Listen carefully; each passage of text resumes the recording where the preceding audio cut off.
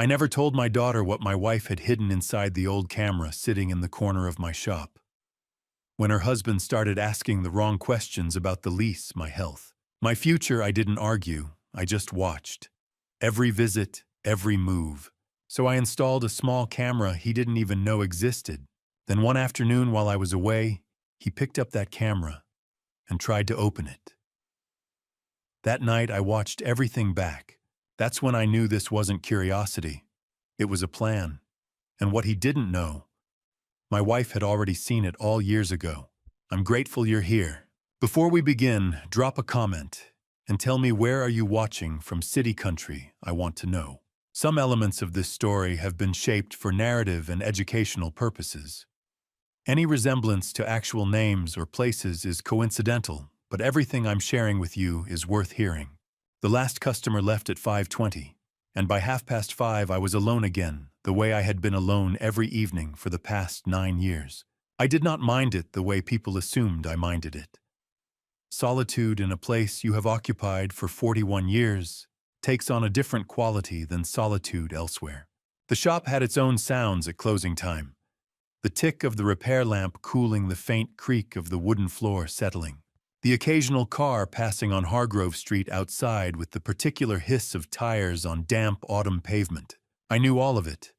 The way you know the breathing of a house you have lived in long enough to stop hearing it consciously. I turned the sign from open to closed and stood for a moment, looking out through the front glass at Hargrove Street in the early dark. October in Millhaven comes down fast. By 5 o'clock, the street lamps are already on, casting their amber light over the sidewalk and the maple trees that the town planted in 1987, and that are now tall enough to make the street look like it was always supposed to look this way. The shop smelled the way it always smelled. Camera oil, old leather, the faint chemical trace of developer fluid that had soaked into the workbench wood so long ago that no amount of cleaning would remove it. Vivian used to say the shop smelled like patience. I think she was right, though. At the time I told her it smelled like a living. She had hung the wooden slat curtains in 1991, the ones on the south window, the ones that threw those particular bands of light across the repair bench on sunny mornings. Cedar with brass fittings, from a shop in Burlington that had since closed. I had never taken them down. There had never been a reason good enough. The last customer that evening had been a woman in her late 70s, white hair pinned carefully, a good wool coat, the kind of composed bearing that comes from a lifetime of not letting people see more than you intend. She had carried a Polaroid one step in both hands, the way people carry things that matter more than they look like they should.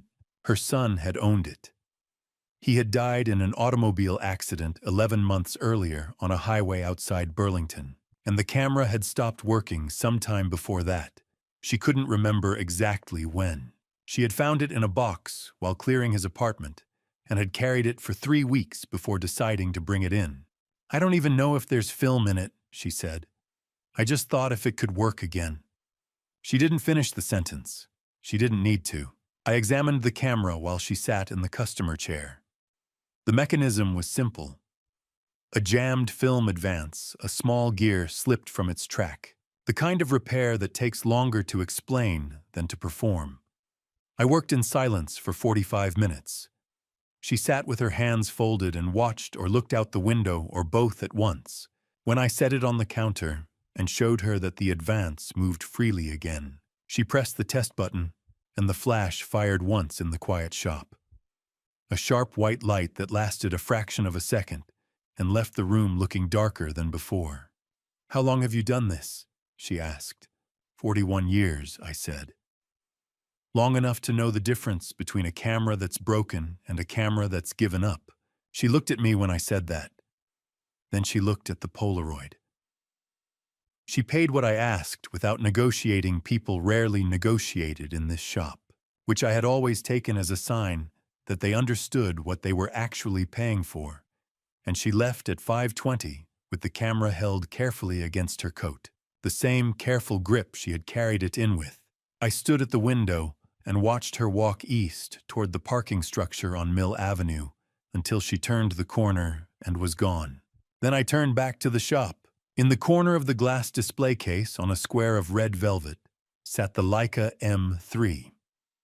Black compact, made in 1954.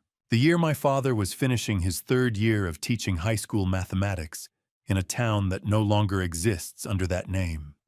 The camera had come to me through Vivian brought to the bench on a Saturday morning in the summer of 2014, held with the careful deliberateness of someone carrying something she had waited 16 years to touch.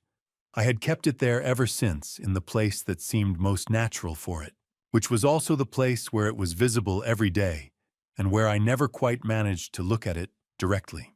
I had never repaired it. There was nothing to repair. The Leica M3 was in better condition than most cameras I received that had been used and maintained carefully for their entire lives. I had never sold it, though I had been offered reasonable prices twice. I had kept it because it had seemed from the first day it sat on that velvet square, like something that was waiting rather than abandoned. I picked it up. I held it the way I held it every evening, not examining it, not inspecting it, just holding it. The way you hold something that connects you to a time and a person and a set of circumstances that you are still, after 9 years, in the process of understanding. Vivian had been the last person to touch it before I placed it back on the velvet square in January 2015. I had not known that at the time. I had not known a great many things at the time. I lit the small candle on the far corner of the bench, a habit I had started the week after she died, without deciding to start it. The way certain habits arrive not through intention, but through necessity. Then I sat down on the stool and held the Leica M3 in the amber light and the quiet of the closed shop. I had never thought a camera could save a man's life. But 9 years ago, my wife left one behind, and it did exactly that. Vivian was a teacher, 2nd grade for 26 years, in the same elementary school on Birchwood Avenue, where Claire had been a student, and then later a parent's presence at school events, and eventually, I suppose, a memory in the institutional sense that schools accumulate memories of the families that pass through them. Vivian had never held a camera in her life, not seriously, not with intention, until the summer before she died. What she found inside this one changed everything I thought I knew about the people closest to me. To understand what Vivian left behind, you have to understand who she was and why the summer of 2014 was the last summer we ever had together. Most people, when they think about a person they've lost, start with the big things: the wedding, the children, the years. I've done that too. In the quiet hours when the shop is closed and the candle has burned down to almost nothing. But when I think about Vivian, really think about her, I always come back to small things first. The way she corrected student papers at the kitchen table with a red pen she kept behind her ear. The way she always knew when a student was struggling before the student knew it themselves. The way she laughed, starting in her shoulders, working its way up. 26 years in a 2nd grade classroom in Millhaven will give a person a particular kind of patience, and Vivian had it in abundance. She applied it to everything: difficult children, difficult parents, and one difficult camera repairman who sometimes forgot that not everything needed to be taken apart to be understood. She was 58 years old when the doctors in Burlington gave us the diagnosis: pancreatic cancer, stage 4. The kind of news that arrives in a hospital room and rearranges everything in the world outside it. We drove home from Burlington in the kind of silence that has nothing to do with peace. I remember the way the light looked on Lake Champlain as we crossed the bridge, flat and gray, the way water looks when the sky can't decide what it wants to be. The doctors gave her somewhere between 4 and 8 months. Vivian listened to all of it carefully, the way she listened to everything, and then she asked 2 questions. The first was practical, something about medication and timelines that I've since forgotten. The second was this: what's the best way to spend the time I have left? The doctor looked surprised by the question. I wasn't. That was Vivian. She came to a decision within the week. She told me one evening on the back porch of our house on Birchwood Avenue, while the fireflies were just beginning to come out in the yard. She said she wanted to learn how cameras worked, not to become a photographer, not to take pictures, just to understand, to finally close the distance between herself and something her father had loved before she no longer had the chance. Her father, Raymond Howell, had been a documentary photographer in Vermont through the 1950s and into the early 1960s.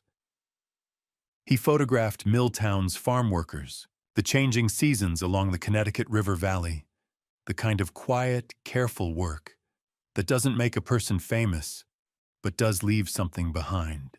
He died of a heart attack in the winter of 1967 when Vivian was 12 years old.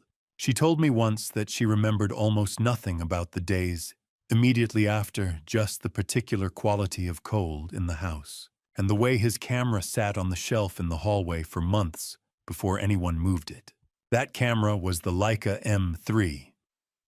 Black body, 1954, the same one that had sat in the corner of my display case for as long as I could remember, before I understood what it really was. Raymond had bought it new the year it came out, and carried it through every assignment he ever worked.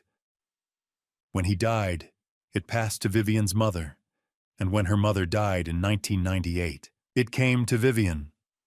She had kept it in a shoebox on the top shelf of the bedroom closet for 16 years. She had never once opened the case. She brought it to the shop on a Saturday morning in late June 2014, holding it with the particular care of someone transporting something irreplaceable, which in every sense that mattered it was. "Teach me how it works," she said, setting it on the repair bench between us. "I want to understand what my father loved. I should tell you something about the Leica M3 because it matters to this story. It was made in Wetzlar, Germany, beginning in 1954, and it is, by any honest measure, one of the finest mechanical cameras ever built. It has no battery, no electronics of any kind. It runs entirely on precision engineering gears, springs, levers, and the careful calibration of metal against metal. To use one properly, you have to slow down. You have to think before you shoot. Raymond Howell understood that. I think that's why he loved it. For 3 weeks at the end of that summer, every Saturday and Sunday afternoon, Vivian sat at the repair bench while I walked her through the camera, how the shutter curtain worked, how to clean the rangefinder glass without leaving streaks, how to advance the film and feel by the resistance of the winding lever alone whether the mechanism was running true. She was a careful student, methodical, unhurried, asking questions that went straight to the center of things. She reminded me more than once why I had married her. It was on the 3rd Saturday that she found it. She had the camera open, bottom plate removed the way you do when you're inspecting the film transport, and she stopped. Her hands went still. She looked up at me with an expression I hadn't seen before, something between surprise and recognition. "Eugene," she said, "come look at this." I came around to her side of the bench. Inside the camera, fitted against the inner face of the bottom plate, was a thin panel of metal custom cut, held in place by 2 small pins that Raymond must have set himself decades ago. It was a false floor. The space beneath it was no bigger than a folded index card, but it was there, deliberate, hidden, made by hands that knew exactly what they were doing. Vivian didn't say anything for a long moment. Then she set the bottom plate back in place, turned the lock, and handed the camera to me. "Eugene," she said, "if you needed to leave someone a message they couldn't ignore, where would you hide it?" I remember looking at the camera in my hands, then looking at her. She was smiling, not the wide smile, but the quiet one, the one she kept for moments when she knew something the rest of the room didn't. I told her I didn't know what I'd do. I said maybe I'd put it somewhere obvious right out in the open, where people would see it every day, but never think to look at it closely. She seemed to like that answer. She picked up her coffee and didn't say another word about the camera for the rest of the afternoon. I didn't ask her what she was thinking. That's something I've gone back to more times than I can count in the years since the question I didn't ask, in a summer full of questions I should have. She kept coming to the shop every weekend until mid-September, when the treatments made the afternoons too difficult. By then, she knew the Leica well enough to take it apart blindfolded, I think. She never told me what she found in that hidden space, or whether Raymond had left anything there, or whether she had put something there herself. I didn't press her. That was the mistake. Vivian died on a Thursday morning in January 2015, in the room at the end of the hall in our house on Birchwood Avenue. The Leica M3 was on the nightstand beside her. She had asked me to bring it up from the shop a week earlier. I didn't know why. I thought she just wanted it nearby. She left me the camera. She left me the shop. And she left me something else, something I wouldn't find for another 8 years, because I wasn't ready to look. 5 years after Vivian died, I had settled into a kind of quiet. Not the grieving kind that had passed through me in the first year, the way a hard season passes, leaving the ground changed underneath. What I'd settled into by 2020 was something steadier. The shop opened at 8:30 and closed at 5:30. I ate dinner at the kitchen table on Birchwood Avenue with the radio on. I lit the candle each evening beside the Leica. I slept, woke, and did it again. It wasn't a small life. It was a life that fit the shape of what I had left, and I had made my peace with that. Then, one Friday afternoon in early March 2020, my daughter walked through the door, and she didn't come alone. I should tell you about Claire, because she matters to everything that follows. Claire Holloway was 28 years old that spring, a software engineer who had moved to Burlington 3 years earlier for a position with a firm that built infrastructure systems for hospitals and municipal governments. She had Vivian's eyes, that particular shade of gray-green that changed depending on the light, and she had inherited her mother's way of listening, which is to say she listened with her whole face. She came to the shop maybe once every 6 weeks, usually on a Saturday, usually with coffee from the place on Elm Street that she knew I liked. She called every Sunday evening, without fail, the way Vivian had asked her to when she left for college, and Claire had never stopped. That Friday she called ahead, which was unusual. She said she was on her way back from Burlington and wanted to stop in. She said she was bringing someone. Her voice had a particular quality I hadn't heard in a long time, lighter somehow, like a window had been opened somewhere. They arrived just after 4.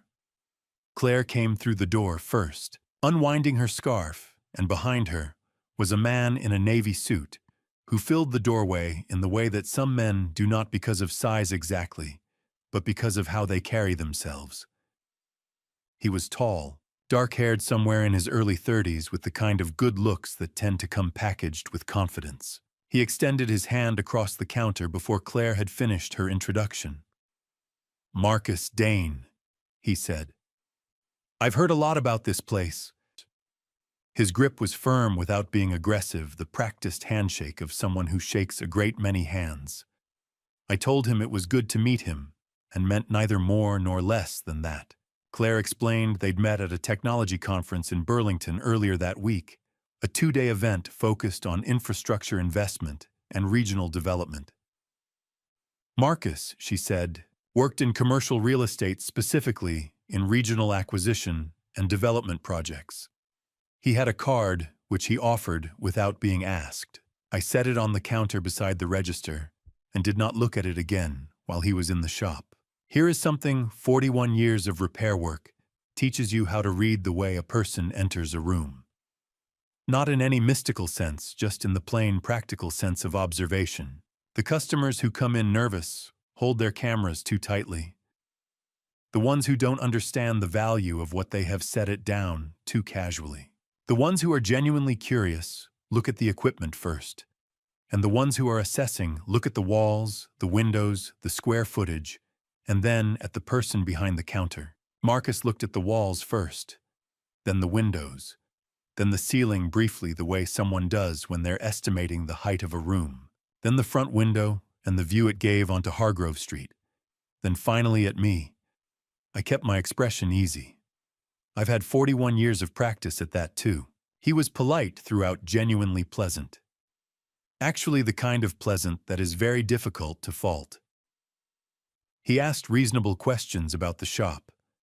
How long had I been on this block? Did I own or lease? Had the neighborhood changed much in the last decade? Each question arrived wrapped in what sounded like casual conversation, the kind of small talk that fills the first 10 minutes between strangers. But the order of the questions was wrong. A man who is simply making conversation with his girlfriend's father asks about the work first. He asks about the cameras in the case or the tools on the bench, or how long it takes to repair a shutter. He does not begin within the first 5 minutes by asking about the lease arrangement and whether the Hargrove block had appreciated in value. At one point, Marcus gestured toward the front window and said, 41 years in the same spot, that's remarkable. This whole block must be worth something now. I smiled at him. It's worth exactly what it's always been worth to me. He smiled back, and the moment passed, and we talked about other things. Claire showed him the display case. He asked a few questions about the cameras there, surface questions, the kind that satisfied Claire that he was interested. When they left 20 minutes later, Marcus shook my hand again with the same practiced confidence and said it had been a real pleasure. Claire hugged me at the door and mouthed "Call you Sunday" over his shoulder. I stood at the front window and watched them walk down Hargrove Street to his car, a dark gray sedan late model maintained rather than flashy. I watched until they turned out of sight. Then I went back to the bench. There was a Nikon FM2 waiting for me, a stuck mirror mechanism straightforward enough. I picked up my tools and went to work, but my hands were doing the job while my mind was somewhere else entirely. I was thinking about something Vivian said to me once during one of those Saturday afternoons in the summer of 2014, when we were working through the Leica together. We'd been talking about her father, about Raymond, and the way he'd moved through the world with that camera. She had mentioned almost as an aside that Raymond used to say something he'd learned from years of photographing people in their own spaces. He always said, Vivian told me, that the most dangerous people are the ones who look at a place and see numbers before they see people. I had nodded at the time and gone back to the aperture blade I was cleaning. I had thought it was a photographer's observation, something about the difference between seeing truly and seeing superficially. I had not thought about it again for 6 years. Standing in the shop that Friday evening with Marcus Dane's business card sitting beside my register and the sound of his car fading down Hargrove Street, I thought about it now. I told myself I was being an overprotective father. I told myself that Marcus was simply a confident young man in a new city, asking the kinds of questions that people in his profession asked, about everything out of habit, the way I asked about shutters and aperture rings out of habit. I told myself that Claire was happy, and she was visibly, genuinely happy in a way I hadn't seen in years, and that was what mattered. I almost believed it. I would have believed it, I think, if the questions hadn't started. Claire and Marcus married in August 2021. By January of the following year, the questions had begun small, at first the kind you could mistake for curiosity. I should be honest about something. After that Friday afternoon in March 2020, I spent a few weeks turning Marcus Dane over in my mind, the way you turn a piece of equipment over in your hands when something about it doesn't sit right. I couldn't find the specific fault. Everything about him was correct on the surface, polite, attentive to Claire, respectful to me in the measured way that a certain kind of man is respectful to the fathers of women he is pursuing. Claire was happy. That part was real, and I knew the difference between performed happiness and the genuine article. By the time they announced their engagement that November, I had nearly convinced myself that a camera repairman's habit of looking for hidden mechanisms had led me somewhere it didn't belong. The wedding was held on a Saturday in August at a small venue outside of Millhaven, with a view of the hills to the east. It was a warm evening, clear, the kind of Vermont summer night that justifies every winter you've suffered through to get there. Claire wore a dress the color of cream. She looked like her mother in a way that caught me off guard, the way those resemblances sometimes do, arriving not in the features you expect, but in a gesture, a tilt of the head, a quality of stillness. I danced with her once badly, and she laughed at me the same way Vivian used to, starting in her shoulders. I drove home that night, thinking I had done something right. By January 2022, I had stopped thinking that. It started at dinner. Claire and Marcus had moved into a house on Pembroke Lane the previous fall, a two-story colonial with a covered porch and a yard that backed up against a stand of birch trees, the kind of house you buy when you intend to stay somewhere. They had us meeting me over for dinner every month or 6 weeks, and those evenings were pleasant enough. Marcus cooked, which surprised me the first time. He was methodical about it, the way he was methodical about most things. He set the table precisely. He chose the wine with the same careful attention he gave everything. The questions began over dinner one evening in January, between the main course and dessert. Dad. Marcus said he had started calling me that sometime after the wedding, and I had not objected, though I noticed when it began, "Have you given much thought to what happens with the shop when you retire?" I told him I hadn't planned on retiring. He smiled at that, an easy smile, and said he understood completely that some men were built for the work, and he respected it. But he mentioned, as though it had only just occurred to him, that a property on Hargrove Street in the current market must represent a considerable asset. He framed it as concern for my security for Claire's peace of mind. He said Claire worried about me working alone, which was true enough that I couldn't dismiss it as invention. She worries. I agreed. I appreciate it. We just want to make sure you're taken care of, he said, and poured more wine, and the conversation moved on to something else. I drove home that night in the quiet, turning the exchange over. The question itself wasn't unreasonable. A son-in-law asking about an aging father-in-law's retirement plans could be nothing more than exactly what it appeared. But the sequence of it had bothered me, the way he'd moved from general concern to property value to Hargrove Street, specifically in the span of about 90 seconds, without it seeming rushed. That took practice. The same question came back in different forms over the next 2 months. At a Sunday lunch in February, Marcus mentioned that a commercial property 2 blocks from the shop had recently sold at a significant premium, and wasn't it something how the whole district was changing? At a dinner in early March, he asked whether I owned the building outright, or leased just curious. He said in case there were options worth knowing about for tax purposes. Each time, the question arrived wrapped in something that sounded like care.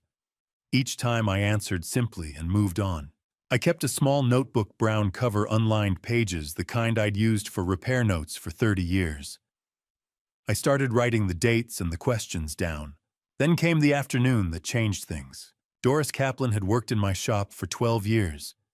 She was a compact, efficient woman in her late 50s who had come to me originally to have her husband's Argus C3 restored and had never quite left.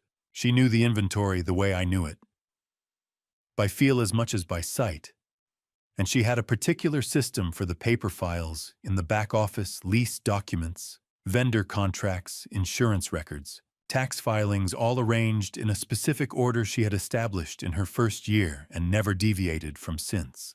On a Thursday afternoon in late March 2022, Marcus stopped by the shop. He said he was picking Claire up for dinner, and she'd asked him to meet her there. Claire arrived about 20 minutes later, and they left together. Doris stayed to close up, as she often did on Thursdays. The next morning, she came to me before we opened. "Eugene," she said, setting her coat on the hook by the door. "Chadillon, I don't want to make something out of nothing, but the files in the office aren't the way I left them." She described it precisely: 2 folders pulled slightly further forward than the others, the lease documents and the property insurance summary. Not dramatically out of place, the kind of shift you'd only notice if you'd arranged them yourself and had reason to look carefully. She said she might have moved them herself without thinking, but she didn't believe so. I thanked her. I told her I'd take care of it. I did not tell her what I was already thinking. That evening, I drove to a camera equipment supplier I used in Burlington and purchased a small digital recording module, the kind used in wildlife observation cameras, no larger than a deck of cards. I had an old Nikon F body sitting on the shelf in the back room, a camera from the early 1960s that had come in as a trade-in years ago and never sold. Its body was solid black metal, deep enough, with enough interior space once the optics were removed. I spent the better part of that Sunday afternoon fitting the module inside it, positioning the lens to cover the counter and the office doorway, running a thin wire to a small battery pack tucked behind the shelf where I kept my lens cleaning supplies. On Monday morning, I set the modified Nikon F in the display case at the end nearest the office door, facing outward, indistinguishable from the dozen other cameras sitting there. I tested the angle 3 times before I was satisfied. I didn't know yet what Marcus was truly after. But I knew one thing Vivian had taught me, or rather, one thing she'd reminded me that her father had understood before either of us: a camera doesn't lie. And I intended to let it do the talking. A week after I installed that camera, I drove to Callister Road. I needed someone who understood the law the way I understood cameras down to the smallest, most hidden part. Frank Obenhaus had his office in a building near the corner of Callister and Main, a 2-story brick structure that had been a dry goods store in a previous century and still carried that quality of solidity, as though the walls had been built to hold something heavier than paper files and legal arguments. His name was on a brass plate beside the door. Just his name, and the word attorney beneath it, no flourishes, no list of specialties. Frank had never needed to advertise what he was good at. I had known him since 1998, when a dispute over the terms of my building lease on Hargrove Street had required someone who could read a commercial contract the way I read a camera mechanism, looking for the place where the tolerances were off. Frank had found it in 40 minutes. We had stayed in touch in the way that men of a certain generation stay in touch, not frequently, but reliably. A phone call every few months. The occasional lunch. He had come to Vivian's service in January 2015 and stood in the back without being asked, which I have never forgotten. He was 64 now, built like a man who had once been athletic and had settled into a kind of measured solidity. He kept his office the way I kept my bench spare, functional, everything in its place for a reason. When I called that morning and asked if he had time, he told me to come at 8:30. He was already at his desk when I arrived, coffee made, legal pad open. I told him everything. The questions at dinner beginning in January. The rotation of concerns, retirement property value, the lease arrangement, the asset implications. The way each question arrived dressed in something that sounded like care. Doris and the files. The camera I had installed in the Nikon F body. I laid it out in sequence. The way I would describe a camera's failure to a customer, not with emotion, just with the facts in the order they occurred, because that's the only way to find where something went wrong. Frank wrote while I talked. He did not look up often. When I finished, he set down his pen and looked at me across the desk. "Eugene," he said, "you're not paranoid, you're observant. There's a difference." He explained what he could do, and more importantly, what he could do legally. In his 14 years as a federal prosecutor with the U.S. Attorney's Office in Burlington, where he had handled real estate fraud and money laundering cases across northern New England, he had developed both the knowledge and the contacts to move through certain kinds of information without leaving footprints. Business registration records in Vermont were public documents accessible to anyone through the Secretary of State's office. Court filings were public record through the Vermont judiciary system. Property transaction histories were filed with the county clerk and open to inspection. None of this required a warrant or a court order. It required only time knowledge of where to look and the patience to follow a line of inquiry wherever it led. He also mentioned Richard Cale. Richard had been a special agent with the FBI's Financial Crimes Unit in Burlington for 19 years before retiring in 2018. He now worked as a licensed private investigative consultant, meaning he carried a Vermont PI license and operated strictly within the bounds of what the law permitted, which Frank was careful to specify. Richard could supplement the public record work with what Frank called field work, observing patterns of behavior in publicly accessible spaces, compiling timelines from open sources, identifying connections that public records alone might not make visible. Nothing covert, nothing that crossed the line, but thorough. "I want to be clear about something," Frank said, leaning back in his chair. "Right now, what you have is a pattern of behavior that concerns you. That's not nothing. I've seen cases start with less. But it's not evidence of anything illegal yet. What we're doing at this stage is building a picture. If there's something to find, we'll find it. If there isn't, you'll know that too." I told him I understood. I told him to start. He called me in the third week of September. I was at the bench, a Pentax Spotmatic with a sticky aperture, when my phone rang. Frank's voice had a particular quality when he'd found something significant, a kind of deliberate evenness, like a man making sure he doesn't say more than he means to. He asked me to come to the office. I closed the shop early for the first time in 11 years. Frank had a folder on the desk when I arrived, thin but specific. He opened it and walked me through what he and Richard had found.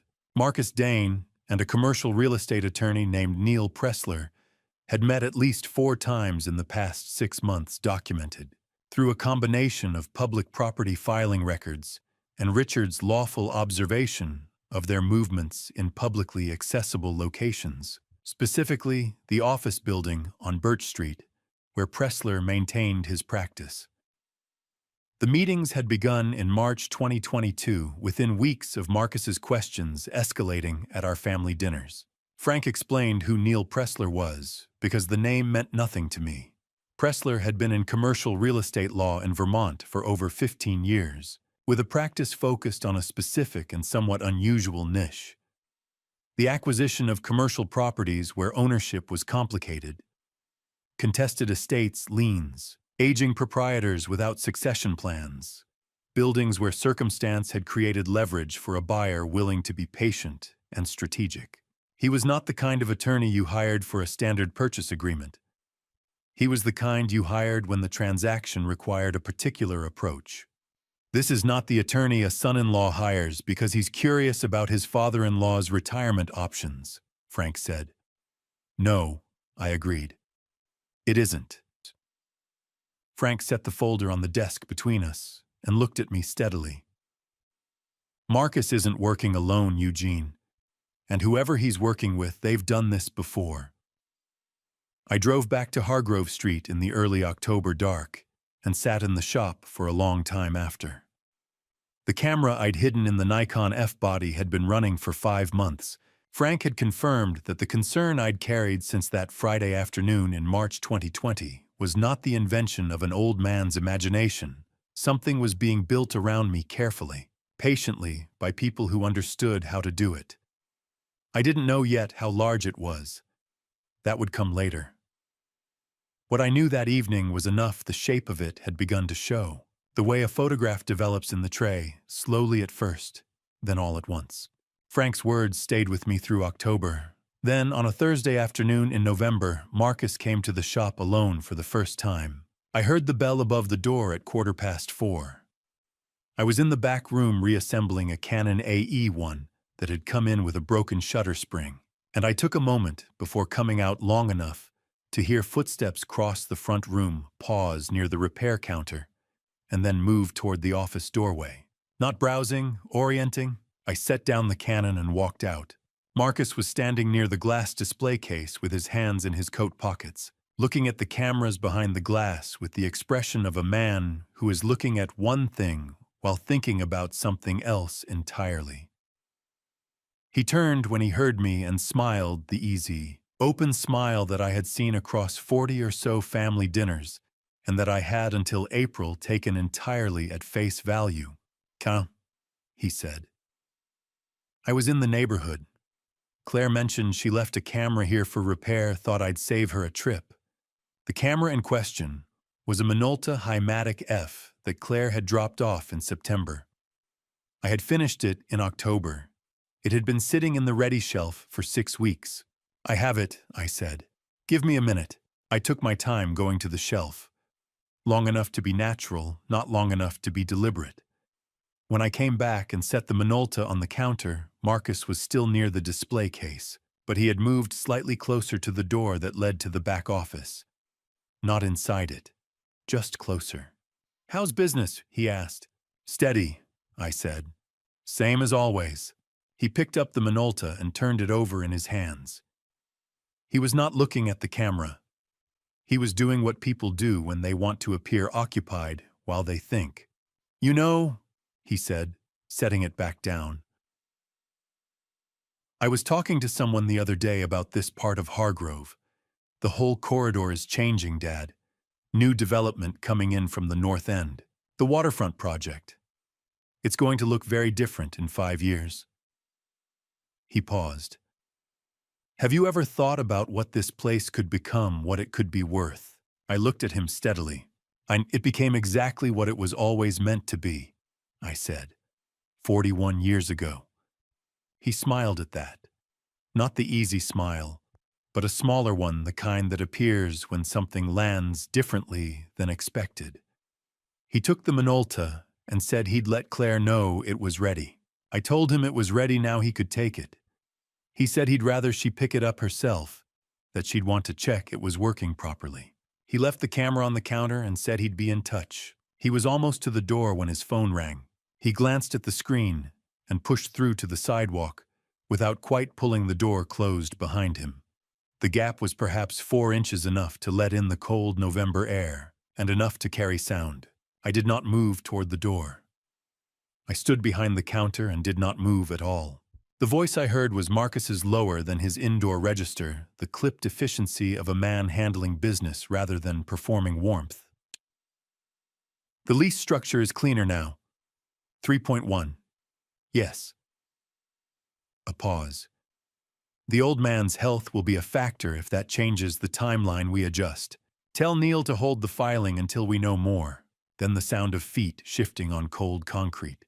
Then silence. He came back inside 30 seconds later, pulling the door closed behind him properly this time. The smile had not changed. That was the thing I kept coming back to afterward, not the words, but the fact that the smile had not changed at all. He said goodbye, said to give his best to Doris, and left. I stood behind the counter for a full minute after the bell above the door stopped moving. 3.1. Neil. The old man's health. I had been right from the beginning.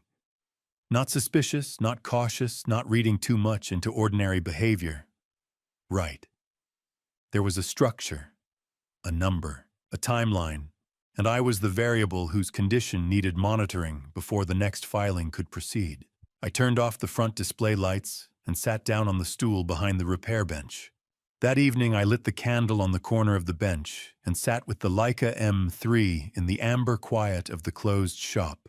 It was the first time I had sat with it and asked a direct question, rather than simply holding it for the habit of holding it.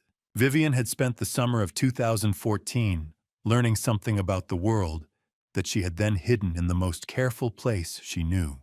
Whatever she had found had been specific enough to require hiding and serious enough to require a letter. Had she encountered something like this before, this particular kind of patient, presentable pressure? Had she seen something in Marcus that she had not known how to say aloud? I didn't know. But I intended to find out. Then I remembered the phone call, August 2021. The second week of Claire and Marcus's honeymoon in Portugal. My phone had rung at 11 in the morning, early afternoon in Lisbon, and it had been Claire. She hadn't said much. She asked how the shop was. She asked if I was eating properly. Then she said, "I just wanted to hear your voice, Dad." I had been touched by it. A daughter thinking of her father from across the ocean on her honeymoon. I had not asked why she needed to hear my voice at that particular moment. I had not asked what was in the room behind her when she called. I was asking now. That night I couldn't sleep. I sat with the Leica and thought about the number Marcus had said with such complete ease, $3.1 million, and about Claire calling me from Portugal just to hear my voice. Something between those two things had the feeling of being connected. I just didn't yet know how. After that Thursday, I began reviewing the camera footage every night after closing. What I found over the next 2 months was not dramatic. It was worse than that. It was methodical. I had a system. Each evening, after I locked the front door and turned the sign, I carried the small laptop from the office shelf to the repair bench, connected it to the recording module's storage drive, and worked backward through the footage in sequence, not skimming, not fast-forwarding past the quiet stretches, but watching at full speed, the way you read a repair log, every entry in order, because you never know which line contains the fault. The camera in the Nikon F body covered the counter, the display case along the left wall, and the open doorway to the back office. The angle wasn't perfect. I'd done what I could with the space I had, but it was sufficient. It showed me what I needed to see. Most of what I saw was ordinary. Customers at the counter. Doris moving between the display case and the office. Deliveries. The unremarkable rhythm of a small shop on a quiet street. I watched all of it without judgment, the way you watch anything when you're looking for something specific, with patience and without expectation. The footage from July 14, 2022, was not ordinary. It was a Tuesday afternoon. I had driven to a supplier in Barra to pick up a set of shutter curtains for a Nikon repair I'd been waiting on, a round trip of about 2 hours. Doris had stayed to mind the counter. The footage showed her moving through the afternoon routine, a customer around 2 o'clock, a phone call, some filing. Marcus arrived at 3:47. He came through the front door, greeted Doris at the counter, and they exchanged a few minutes of what appeared to be easy conversation. I couldn't hear it. The recording module captured video only, not audio. Then he moved to the display case. Not the section near the door where the cameras for sale were kept. The far end. The corner section. He reached into the case. The display case was not locked. During business hours, customers handled things regularly and lifted the Leica M3 from its square of red velvet. He turned it in his hands, the way a person does when they know what they're looking for. Then he turned it upside down and examined the bottom plate. He pressed his thumbnail against the locking tab and rotated it, the motion you make when you're trying to open the base of a Leica, which releases by turning a small wheel lock at the base of the body. He applied pressure. The plate didn't come free. He tried again, slightly differently. Nothing. He set the Leica back on the velvet right side up, adjusted its position carefully, precisely as though he wanted it to look undisturbed, and smiled at something Doris said. They talked for another few minutes. Then he left. I watched that sequence 4 times. I want to be clear about what I understood in that moment, and what I did not. I understood that Marcus knew the Leica M3 had something inside it, or believed it did, and that he had tried to open it and failed. I understood that this was not casual curiosity. A man does not turn a camera upside down and work the bottom plate lock with that kind of focused deliberation out of casual curiosity. He was looking for something specific. Someone from Dane Commercial Properties had approached Vivian in 2008, a representative she had written, not the principal himself. Whatever she had said that afternoon, or whatever he had inferred, had traveled back through the company. The name on the card she kept had been Stephen Dane, and that name had reached Marcus. He was looking for something specific, and he knew where to look. What I also understood, and this landed differently, was that Doris had watched him do it. She had been standing 4 feet away, and she had not mentioned it to me. At the time, she must have thought it meant nothing. Or perhaps she already knew more than she was ready to admit. Not that afternoon. Not the next day. Not in the 5 months since. I sat with that for a long time before I moved on to the next footage. The October footage confirmed what I had already begun to suspect. On the evening of January 11th, 2023, a Wednesday, after I had left for the day, Doris remained in the shop for 37 minutes past closing time. The footage showed her going to the filing cabinet in the back office, opening the second drawer, the one that held lease documents, insurance records, and tax filings, and photographing several pages with her cell phone. She was unhurried about it. She knew the shop's schedule. She knew when I came and went. I watched the footage in the dark of the back office with only the laptop screen for light. I did not close the laptop. I did not make a sound. I simply noted the date and the time and continued watching. It was Frank who called me the following week with the third piece. He had asked Richard Kale to extend the inquiry beyond Marcus's direct movements, looking at the supporting network around Neil Pressler, anyone with regular contact, who might be feeding information into the acquisition effort.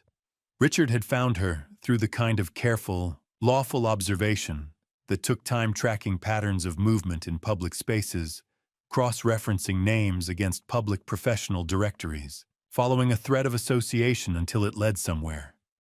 Her name was Sandra Holt. She worked as a client services coordinator at a regional health insurance company that administered the supplemental coverage plan I had carried for 11 years. The plan that processed my annual physicals, my prescription records, my cardiology follow-up from 2019.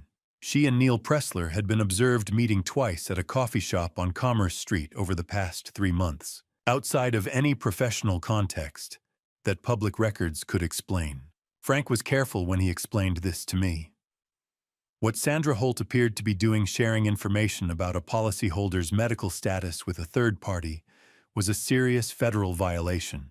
The Health Insurance Portability and Accountability Act, which most people know simply as HIPAA, prohibits the disclosure of a patient's health information without explicit consent. The penalty for willful violation runs into significant fines and potential criminal charges. She was, in other words, not simply helping someone. She was breaking the law to do it. What Marcus wanted from her was simple. He wanted to know how healthy I was. He wanted to know how much time he had. I closed the laptop and sat in the dark for a long time. The shop was completely quiet. No traffic on Hargrove Street. No wind, just the faint tick of the mantel clock above the display case. 3 things assembled in sequence. Marcus at the Leica's bottom plate trying to get inside.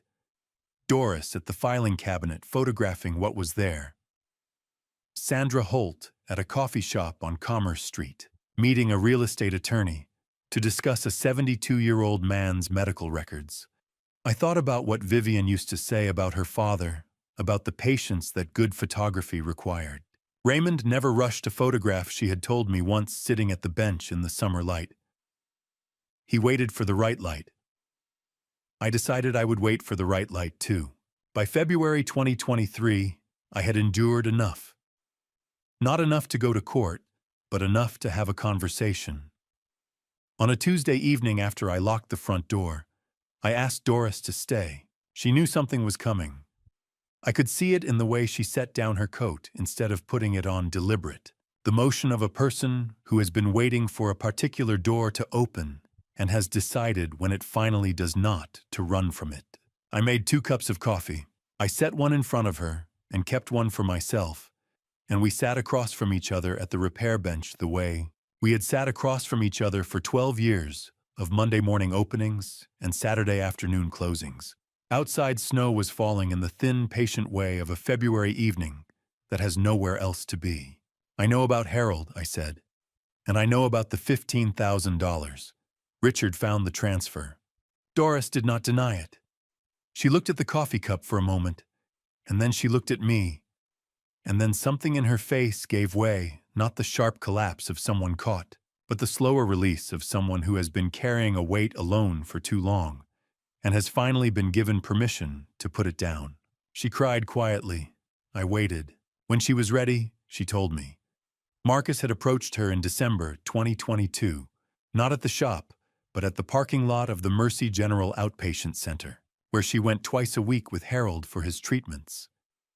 He had known her schedule.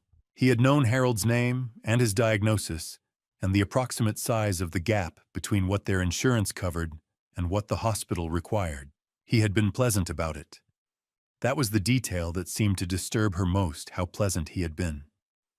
He said he only needed copies of certain documents, the shop's lease agreement, the current insurance policy, the property tax filings. Business information, he called it. Background for a development proposal he was putting together. He said it wouldn't hurt Eugene. He said it was just numbers, just paperwork, just the kind of thing that informed conversations between reasonable people. She had not believed him entirely. But Harold needed the money, and she had taken it. He came to you at the hospital, I said. Yes, I sat with that for a moment. The snow outside the window made no sound. How many times have you passed information to him since December? 3 times, she said. Copies. Nothing I thought would... She stopped. I don't know what I thought. I looked at Doris Kaplan 12 years across that counter. 12 years of the particular loyalty that accumulates between two people who open and close the same small space every working day. I thought about Harold, who had come to the shop Christmas party for 11 consecutive years, and who made a specific point of complimenting whatever Doris had baked that morning. I thought about what it cost a person to make the choice she had made, and what it cost to sit here now and admit it. I was not angry. Anger would have been easier, and easier was not what the situation required. Doris, I said, I'm not going to let you go, and I'm not calling Frank tonight. She looked up. So what I need from you is to keep working. Same hours, same tasks, same everything. I paused to let that settle before continuing. But from now on, anything you pass to Marcus comes through me first. You give him what I decide, you give him enough to keep him confident, not enough to do any actual damage. He needs to believe the plan is still moving. We're going to let him believe that. She was quiet for a long moment. And if he asks for something specific, you tell me first, always. It was not a kind choice to offer her. It was the only available one, which is a different thing. She understood that. The nod she gave me was not grateful exactly. It was the nod of a person who has recognized the shape of the path in front of them and accepted that there is no other. I stood and placed my hand briefly on her shoulder, the gesture of a man who had made his decision and did not need to add anything to it. Harold needs to get well, I said. Keep your attention on that. She put on her coat at the door and then paused with her hand on the frame. Eugene, she said, be careful. Whoever Marcus is working for, they're not small. I thanked her. I locked the door behind her and stood in the quiet shop listening to the snow outside, which had nothing to say, and said it thoroughly. Then I went back to the repair bench and sat down with the Leica M3. There was something I had been avoiding for 8 years. A thing I had circled around every evening without quite approaching setting the camera down before I reached the particular question it kept asking. I had told myself it was respect. I had told myself it was grief. I understood now that it had been neither. It had been fear. I decided that February evening to stop being afraid of a camera. Before I tell you what was inside that camera, drop a camera in the comments so I know you're still here. A note: this story contains some fictionalized elements shaped for storytelling purposes. Names and settings are coincidental, but what it teaches, I believe that part is worth your time. March passed slowly. April arrived with mud season, and the particular smell of wet Vermont earth that comes up through the sidewalk cracks on. Warm mornings and reminds you that the ground has been frozen for 5 months and is only now remembering what it is. On the third Sunday of April 2023, I finally picked up the Leica M3, not to hold it, not to clean it, to open it the way Vivian had shown me in the summer of 2014, the way I had not opened it since. Because opening it had always meant arriving at the question I had not been ready to answer. The shop was closed. The candle was lit on the far corner of the bench, the same as every evening. Outside Hargrove Street was quiet in the way it was quiet on Sunday nights, no foot traffic. The occasional car, the street lamps doing their amber work on empty pavement. I set the Leica M3 on the velvet square and looked at it for a moment. Then I pressed the lower left corner of the base plate light pressure, the way Vivian had demonstrated with her index finger, patient and deliberate, and slid the bottom panel to the right. It moved exactly as it had moved in 2014. Precision engineering from 1954 still operating within tolerance after 70 years. The cavity beneath the film chamber was small, perhaps 3 centimeters deep enough for a folded piece of paper, and nothing larger. There was a piece of paper inside. I took it out. The sheet was folded into quarters. The edges had yellowed slightly the way paper yellows when it has been enclosed for years without light or air. I unfolded it on the repair bench under the lamp. Vivian's handwriting, the careful, evenly spaced cursive of a woman who had taught second graders to form letters for 26 years and had never lost the habit of writing as though legibility were a form of courtesy. The date at the top of the page, December 2014, 1 month before she died. I read it slowly the way you read something that has waited a long time to be read. She began by telling me about something that had happened in 2008, something she had handled alone because I had been occupied with the shop during what she described without complaint as a particularly demanding autumn.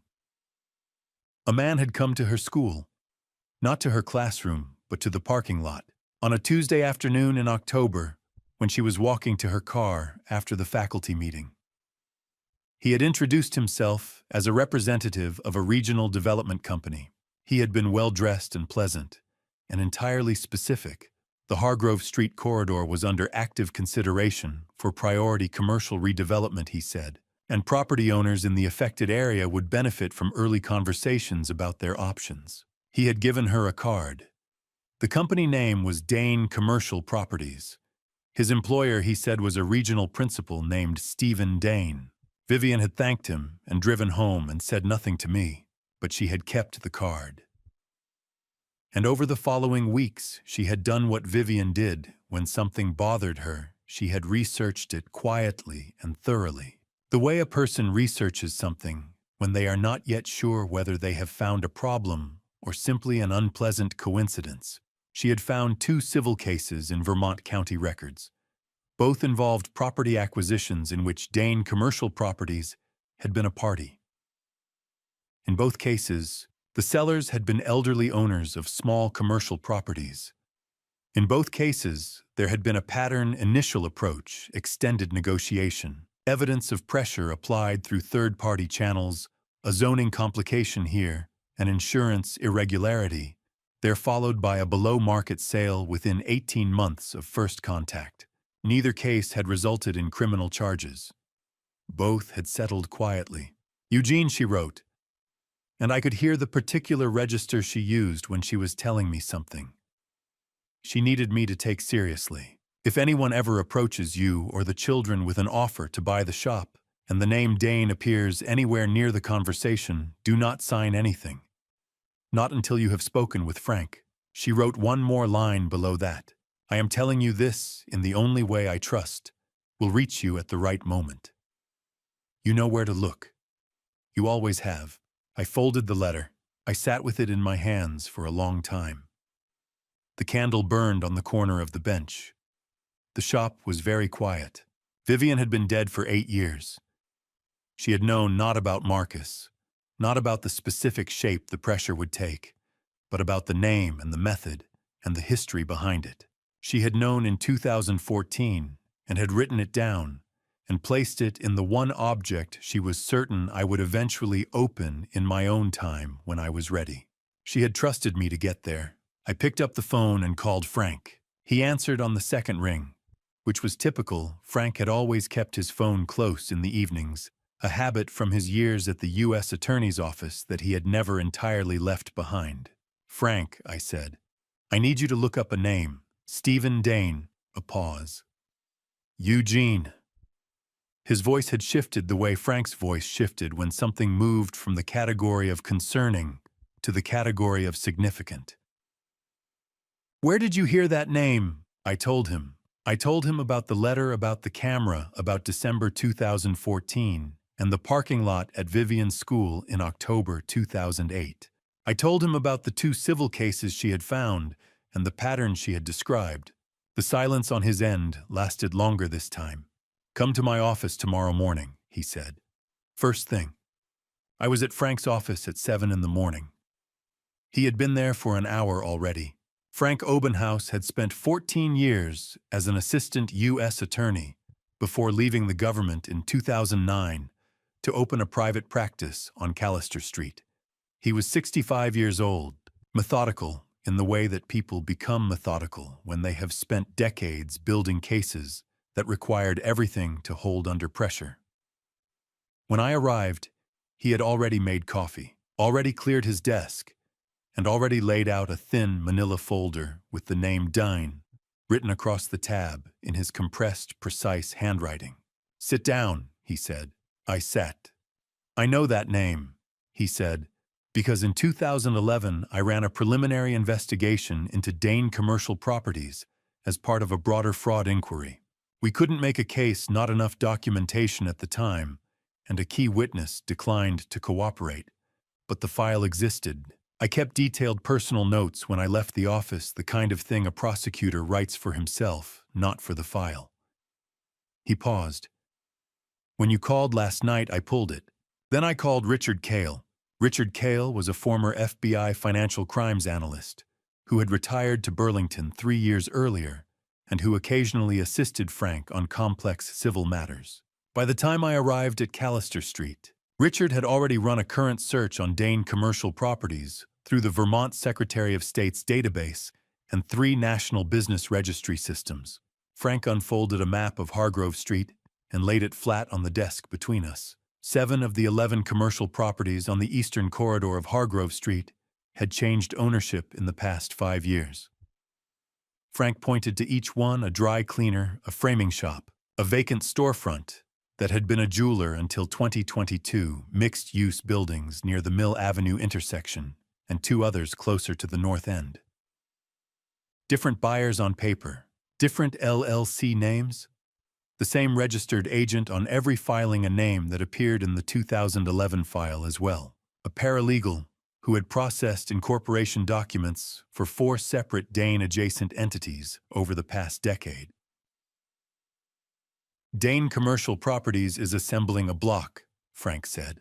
The plan, and Richard confirmed this through a commercial development proposal filed with the Millhaven Planning Commission in 2021, is a mixed-use commercial complex, retail on the ground floor, office and residential above. Estimated development value $18 million. He placed his finger on the corner parcel at the intersection of Hargrove and Mill, the Holloway Repair and Camera Shop. Without the corner building, he said, the footprint doesn't work. The project requires continuous frontage along both streets for the anchor retail spaces. Your building is the last piece. It has been the last piece since at least 2020 when Dane acquired the adjacent property. I looked at the map. I looked at the finger on the corner. Marcus, I said. Frank moved to the second page of Richard's report. Marcus Dane, younger brother of Stephen Dane by 6 years, was listed as Regional Operations Director of Dane Commercial Properties in the company's most recent annual filing. He had held that title since 2018. The Burlington Conference, where Marcus met Claire, Frank said. March 2020. Richard pulled the attendee registration. Marcus was listed as a speaker on a panel about commercial corridor development in secondary Vermont markets. He looked at me. The conference venue was 45 minutes from Hargrove Street. Claire's employer had sponsored the event. Her name was on the attendee list, which was published on the conference website 2 weeks before the event, listed with her employer and her title. Richard found a LinkedIn profile that named her father. It took him approximately 4 minutes. I said nothing.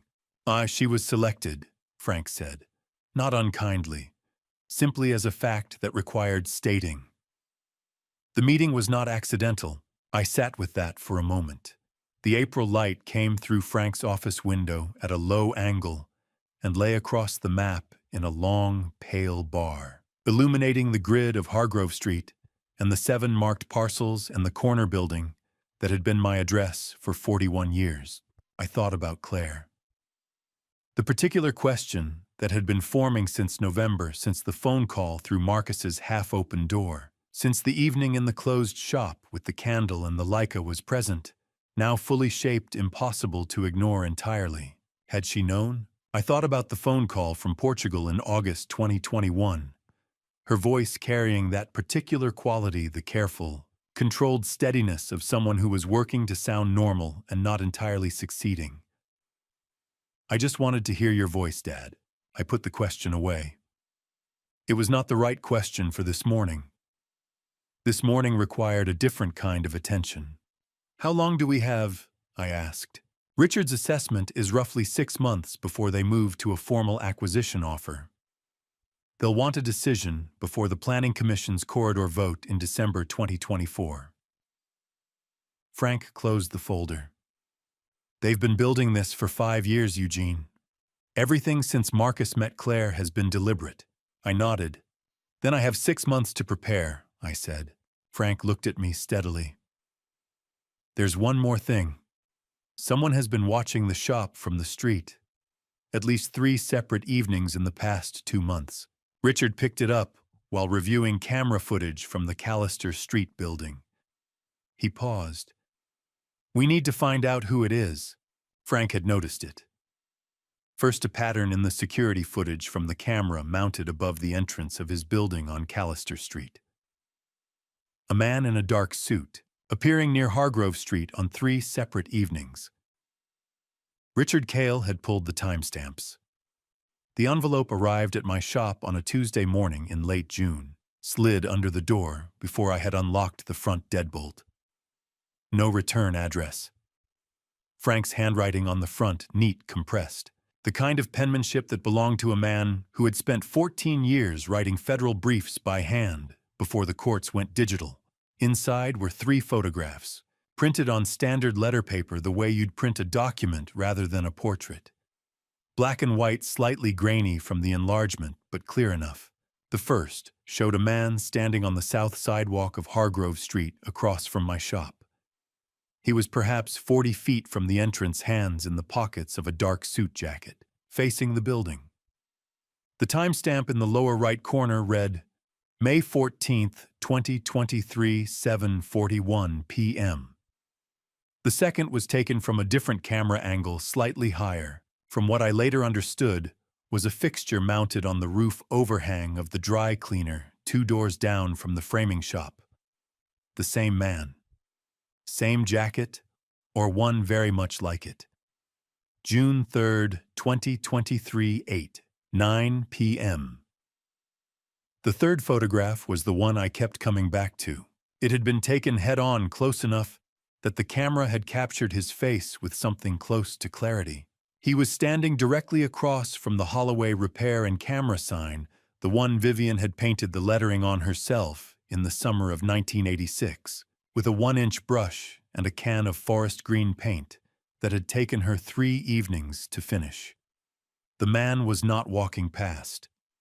He was not checking his phone or pausing to look at something else. He was simply standing there looking at the front of my shop. For what Richard had confirmed was approximately 4 minutes and 20 seconds before he turned and walked west toward the parking structure on Mill Avenue. July 7th, 2023, 7:53 p.m. There was a handwritten note paper-clipped to the back of the third photograph.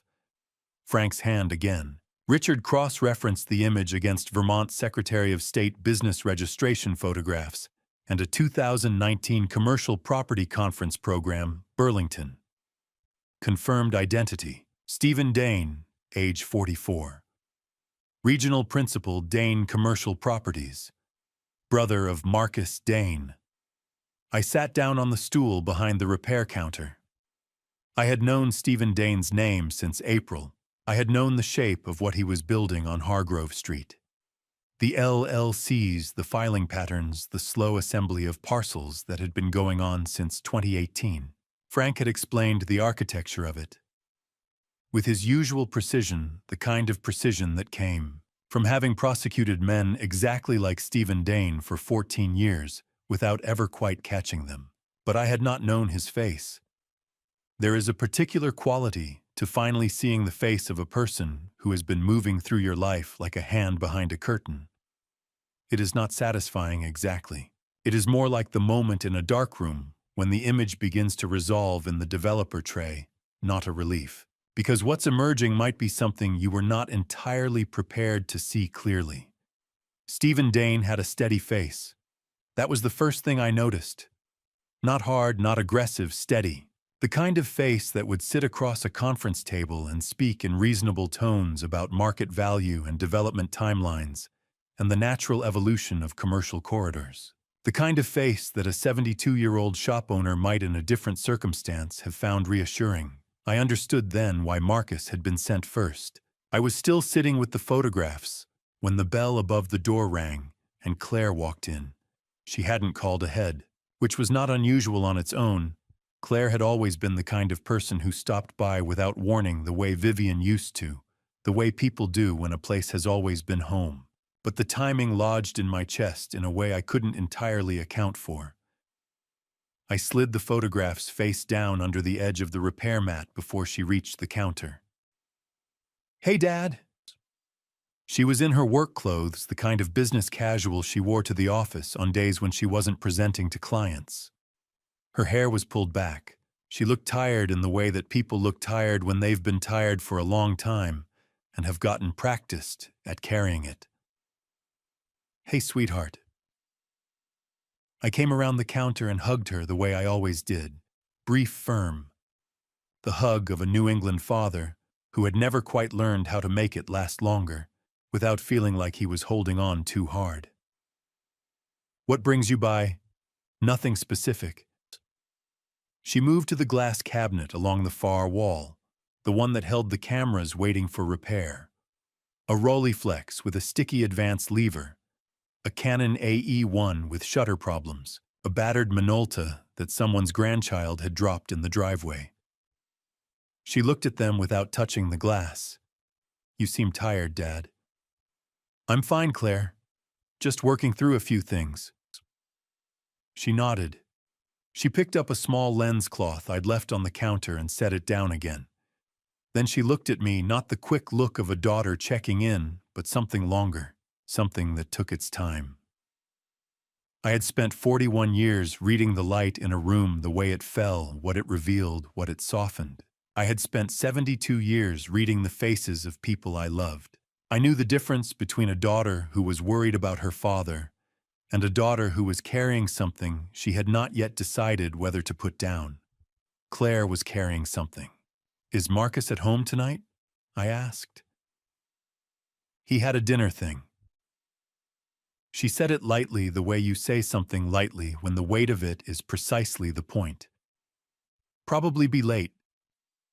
We talked for another 15 minutes about nothing consequential. A neighbor's fence dispute on Pembroke Lane.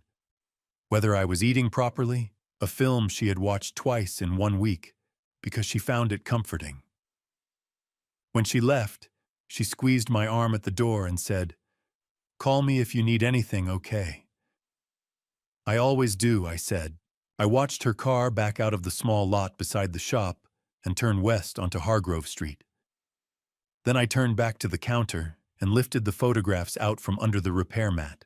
I stood at the front window, with the third one, Stephen Dane, looking at my sign 4 minutes and 20 seconds on a July evening, and I watched the spot on the sidewalk where he had stood, as though some trace of the moment might still be legible in the concrete.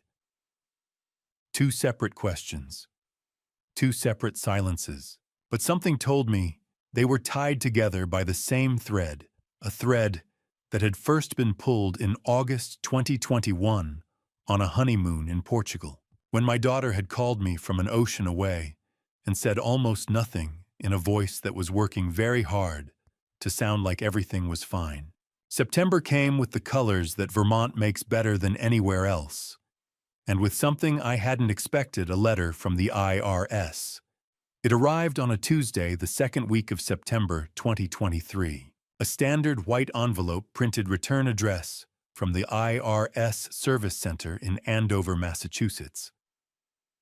I almost set it aside with the rest of the week's mail. I had been paying my taxes since 1983, 40 years, without a late filing, without a discrepancy I hadn't caught, and corrected myself, without so much as a miscalculated quarterly estimate. I was the kind of small business owner the IRS had no particular reason to notice. I opened it standing at the repair counter, with a half-disassembled Zeiss icon in front of me, and the morning light coming through the wooden slat curtains, the way it always did in September. Amber and slightly slanted, the sun lower now than it had been in July.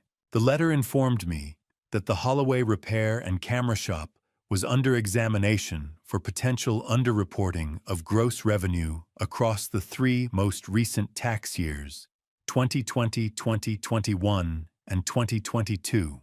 I was requested to preserve all financial records for those periods pending further contact from an assigned examiner. I read it twice. Then I put the Zeiss icon down, locked the front door, and drove to Callister Street. Frank read the letter once, slowly, without changing expression. Then he set it flat on his desk and looked at me over his reading glasses. "You have your books in order," he said. It was not a question. "Every receipt since 1983, I said. "Doris keeps the digital records. I keep paper backups in a fireproof cabinet in the back room." Frank nodded. He picked up his phone and made a call right there in front of me. 3 rings, then a woman's voice. "Grace," he said, "I need you on a small business examination.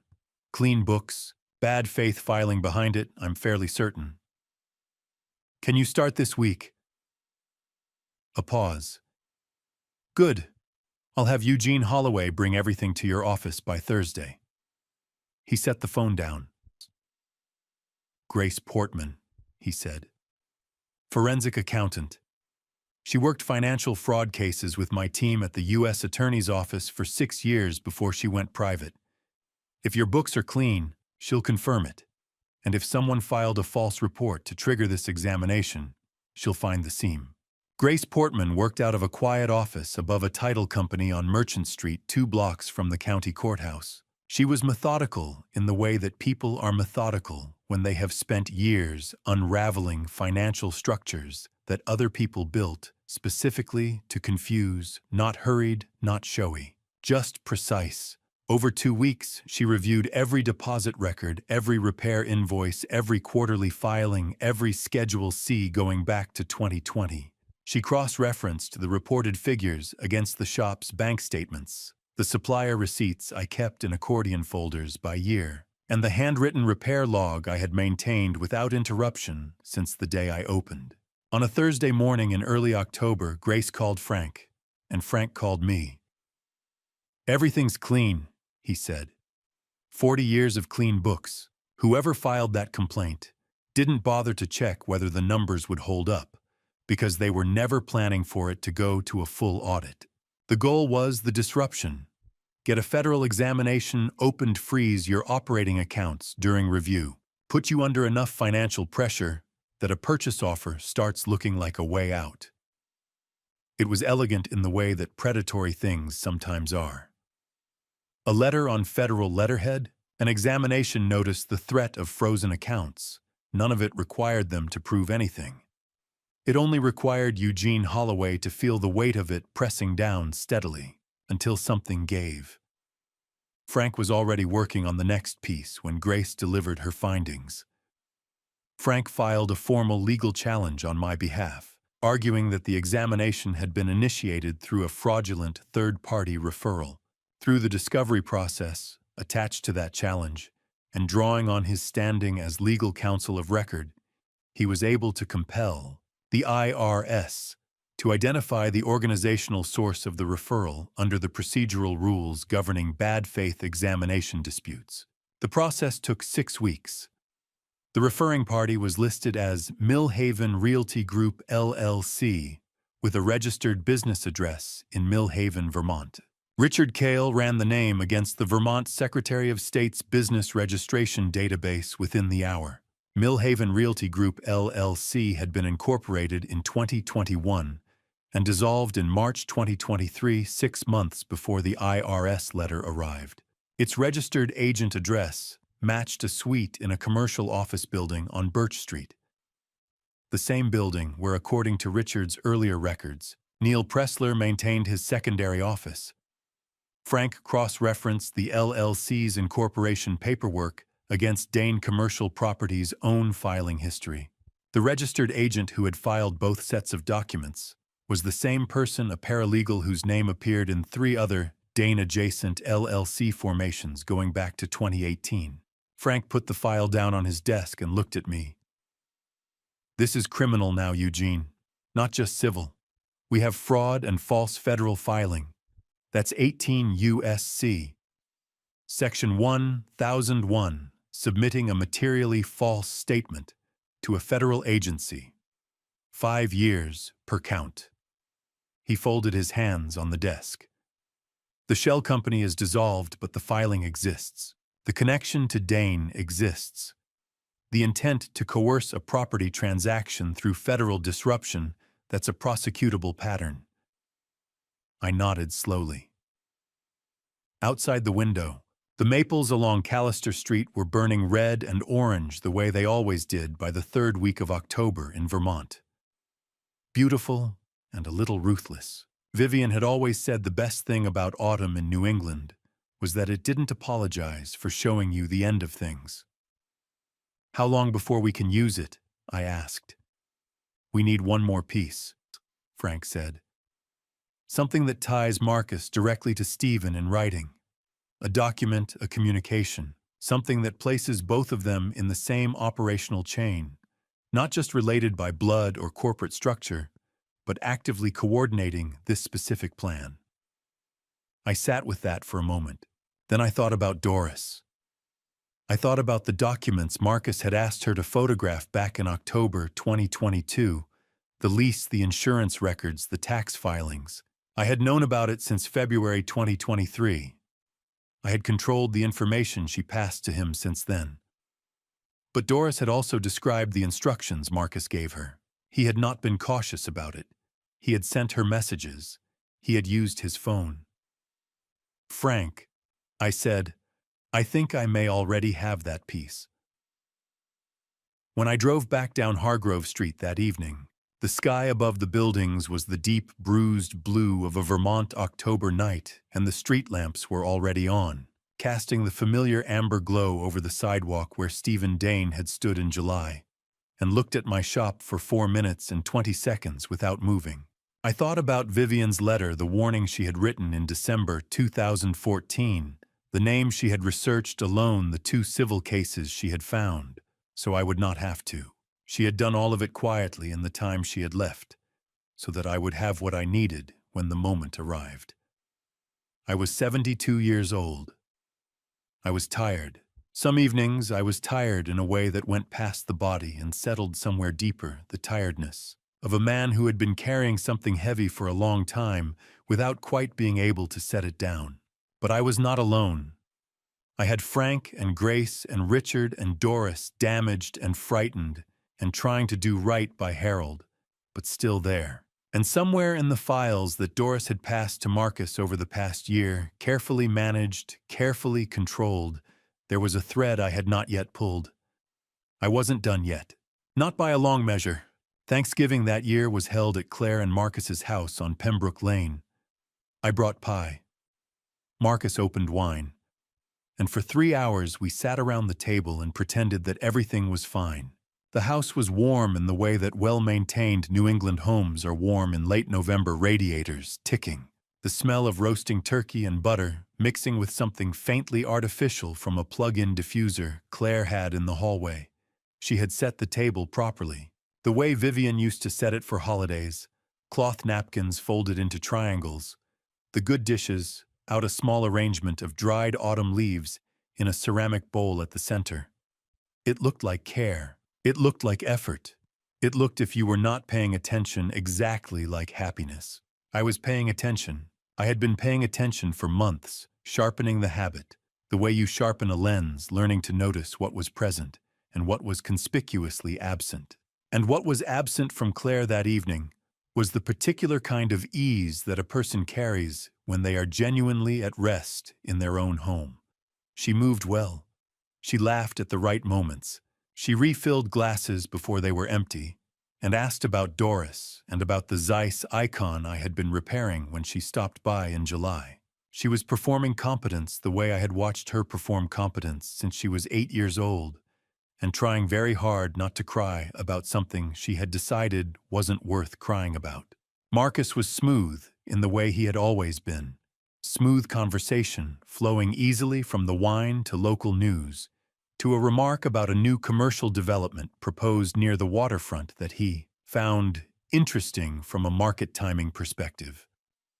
He asked about the shop with the practiced warmth of a man who had been asking about the shop for 3 years and knew exactly how to make the question sound like affection. Then, near the end of dinner, while Claire was in the kitchen cutting the pie, I'd brought a maple cream from the bakery on Fenwick Road, Vivian's preferred Thanksgiving offering, which I had continued buying every year since she died. Marcus set his fork down and leaned back in his chair. "Dad," he said, "I've been meaning to mention something. One of my colleagues, Neil, has put together something I think would be worth a look. Regarding the shop. A formal summary just to give you a sense of the landscape." He smiled easily. "No pressure, of course. Completely your call. But I thought given where things are with the Hargrove corridor, it might be useful to have the information." I held his gaze for exactly as long as it would have taken a man who didn't know anything to consider the offer. "I appreciate that, Marcus," I said. "Send it over and I'll take a look." He nodded, satisfied. Claire returned with the pie. It was almost 9 o'clock when Marcus's phone buzzed on the kitchen counter. He glanced at the screen and stood with the automatic apology of a man accustomed to being interrupted. "I need to take this. Give me 5 minutes." He stepped through the back door into the cold. Claire and I sat in the kitchen with our coffee. The house was quiet, in the way that houses become quiet when the social effort of an evening suddenly stops being required. The radiator knocked twice. Outside the kitchen window, the first snow of November was beginning, not the determined snow of January or February, but the tentative kind, the flakes large and slow, testing the air before committing. I looked at my daughter. She was holding her coffee mug with both hands, looking at the table. "Are you happy, Claire?" I asked. She didn't look up immediately. The question sat between us for a moment, not awkwardly, but with a kind of weight the way a real question sits, when the person being asked has been waiting for it longer than they realized. "I'm fine, Dad," she said. It was the same answer she had given me in July when she stopped by the shop. Steady, complete. The answer of a person who had practiced giving it. "Claire," I said. I set my coffee down. "I need to ask you something, and I need you to trust me not as someone who will judge you, not as someone who has an opinion about your choices, just as your father." I paused. "Has there ever been a moment, even just one moment, when something felt wrong to you about any of it?" She looked up then. I had spent 41 years learning to read light. I had spent 72 years learning to read faces. The expression on Claire's face in that moment was not the expression of a woman being asked something she had never considered. It was the expression of a woman being asked something she had been carrying alone for a very long time. It was not refusal. It was fear. Not the acute fear of immediate danger, but the deep, chronic fear of a person who has suspected something and cannot afford to be right. The fear of being wrong and destroying a marriage over a misunderstanding. The fear of being right and having to live in what comes after. The fear of looking at her father and seeing in his face that he had already known which would mean she had been the last one to understand something about her own life. She was 31 years old, and she had her mother's eyes, and in that moment, she looked very much like the child who had once sat across from me at the kitchen table on Birchwood Avenue, trying very hard not to cry about something she had decided wasn't worth crying about. "Dad," she said quietly, "please, not tonight." I nodded. I did not push. I did not press or explain or offer her the information I had been collecting since April, the photographs and the LLC filings and the FOIA documents and the forensic accountant's clean report. That was not what she needed from me at 9 o'clock on a Thanksgiving evening with Marcus 20 feet away on a phone call in the cold. I only said, "Okay, but when you're ready, I'll be at the shop." Same as always. She looked at me for a moment longer. Then she nodded once and looked back down at her coffee. Marcus came back inside 4 minutes later, stamping snow off his shoes in the doorway, and the evening resumed its performance. I drove home through the first real snow of the year. The flakes came down heavier now, the way Vermont snow commits once it decides to begin, covering the road in a thin white layer that made the street lamps look softer than usual, less like electric light, and more like something older. I thought about eyes, the way a camera captures light, not the object itself, but the light that surrounds it, defines it, gives it shape and depth. I had spent a lifetime understanding that the photograph was never really about the subject. It was about what the light revealed. Claire's eyes that evening had a particular quality of light that I had not seen in them before. Not the careful steadiness of the July visit, not the practiced lightness of dinner conversation, something different. It looked like relief, like a person who had been waiting a very long time to be asked. The offer arrived on a Monday morning in March 2024. Marcus brought it himself, and that told me everything I needed to know about how confident he had become. He came through the door at 9:15, which was early for a man who generally kept real estate hours. The shop had been open for 45 minutes. Doris had not yet arrived. It was just me, the repair counter, and the particular quiet of a Monday morning in March. The last of the winter light coming through the wooden slat curtains in thin, pale bars. The smell of camera oil and old wood and the coffee I had brewed before unlocking the front door. Marcus was in a navy suit. Not the kind of suit you wear to visit your father-in-law's camera shop. The kind of suit you wear when you are delivering a document on behalf of other people, and you want the document to feel significant. He carried a manila envelope, cream-colored, thick stock, the kind that comes from a law office rather than an office supply store. He set it on the repair counter with both hands squarely, the way you set something down when you want the weight of it to register. "Morning, Dad," he said. "Marcus," I said. "Coffee." "No thanks. I can't stay long." He pushed the envelope slightly forward. "I wanted to bring this to you personally. I thought it deserved a personal conversation." I looked at the envelope. I looked at Marcus. Then I looked up at the hand-carved wooden sign mounted on the wall above the filing cabinet, the one I had made in the summer of 1984. The year after we opened, when it became clear that the shop was going to survive, and I wanted something permanent on the wall to mark that. The name of the shop was carved across the top in half-inch block letters.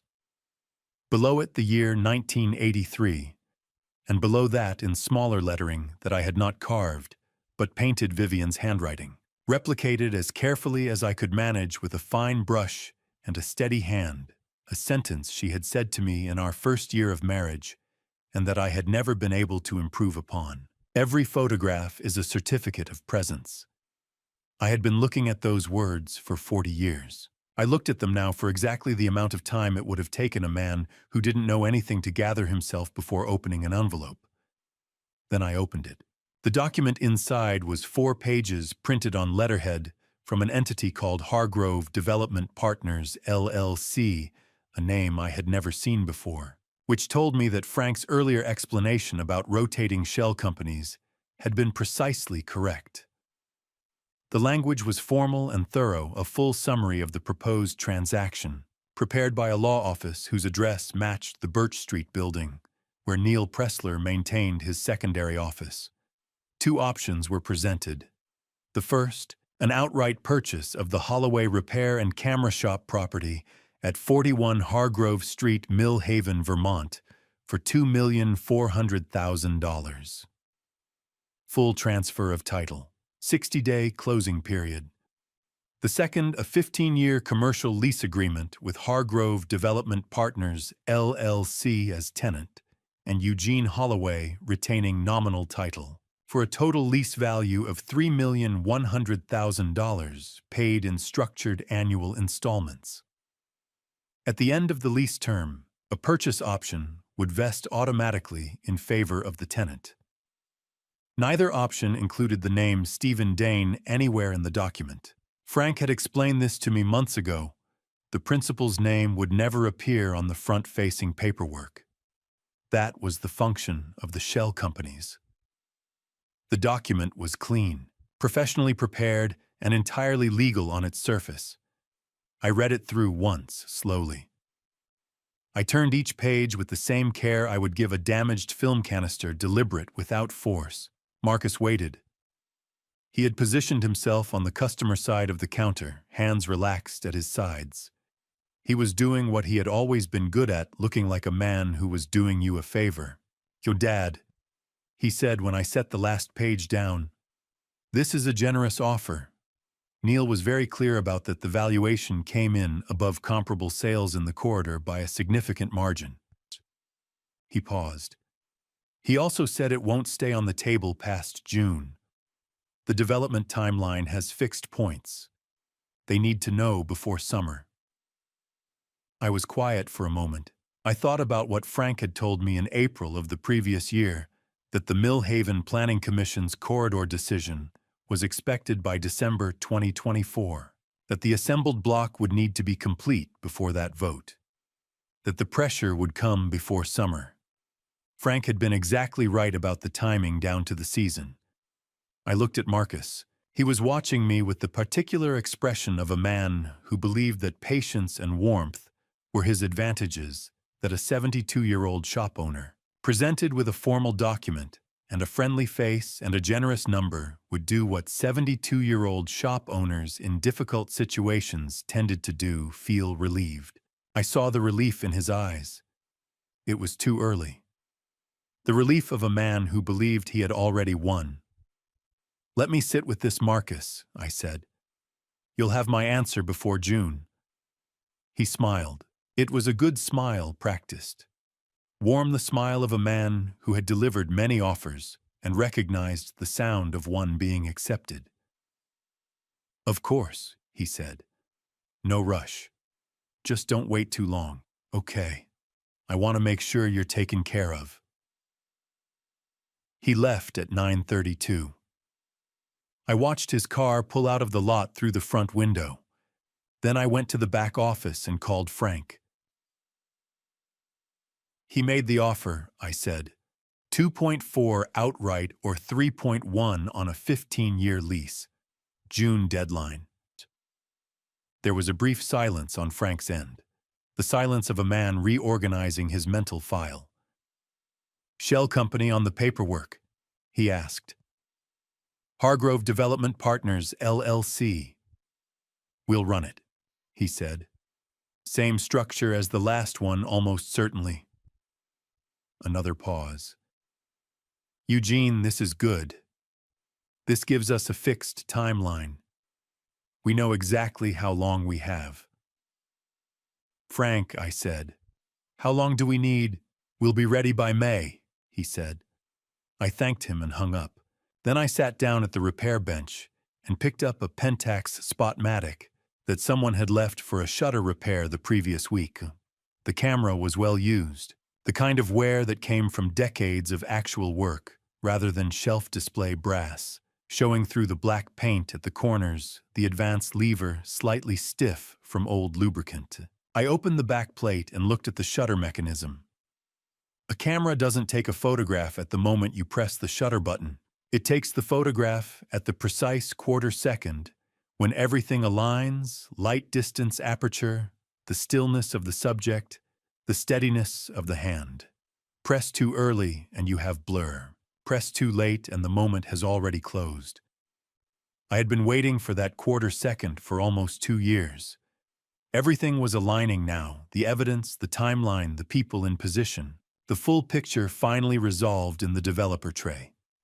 It was almost time to press. Frank and I had spent the entire month of April building the case. By the first Sunday of May, everything was ready. I sat alone in the shop and thought about what I was about to do. The morning light came through the wooden slat curtains the way it always did in May, warmer than March, softer than July.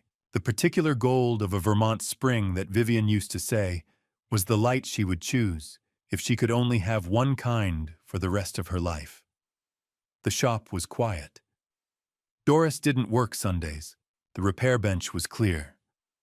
The glass cabinet along the far wall held its usual collection of cameras, waiting for someone to come back for them: a Rolleiflex with a sticky advance lever, an Olympus OM1 with a broken meter needle, a Yashica mat that had belonged to someone's grandfather and had not been claimed in 4 months. On the bench in front of me sat a brown accordion folder thick with documents. Frank had assembled it over the course of April with the systematic thoroughness of a man who had spent 14 years preparing federal cases and had not lost the habit. 8 sections, tabbed and ordered: the Marcus Pressler file, the IRS documentation, the street camera photographs, the email chain, the shell company filings, and 3 sections of supporting records. Every thread we had followed since April 2023 gathered into one place. Frank had paper-clipped a single handwritten note to the front of the folder. It said, "Eugene, this is enough. This has been enough for some time. Now we decide what we do with it." I set the folder aside and reached for the Leica M3. It sat where it always sat when I was working alone on the small velvet square, to the left of the repair lamp within arm's reach, but not in the way. I had carried it from Vivian's bedside table to the shop in January 2015, and it had occupied that spot, or one like it, for 9 years. I had opened it once in April 2023. I had not opened it since. I opened it now not to look inside, but out of habit. The bottom plate came off smoothly. The false floor was closed, the cavity empty. I had kept the letter elsewhere, folded inside a wax envelope in the fireproof cabinet since the night I first read it. I got up, unlocked the cabinet, and brought the letter back to the bench. I read it from the beginning, Vivian's handwriting careful and slightly forward-leaning. The way her handwriting always was: when she was writing something she wanted to be clear, moved across the yellowed page in the same lines it had moved across for 9 years. The warning about Stephen Dane. The instruction about Frank. The date, December 2014, 1 month before she died. And then the final paragraph. The one I had never read aloud. The one I had kept, without entirely deciding to keep it for myself. "Eugene, if you are reading this, it means you found the false floor. And if you found it, it means you needed to. I trust you know what to do. I have always trusted that. But I want you to remember one thing: this is not about the shop. It has never been about the shop. It is about making sure Claire never has to carry alone what we spent 40 years building together. That is all I have ever asked." I folded the letter. I sat with it in my hands for a moment. Then I set it on the velvet square beside the Leica M3 and lit the small candle I kept on the far corner of the bench.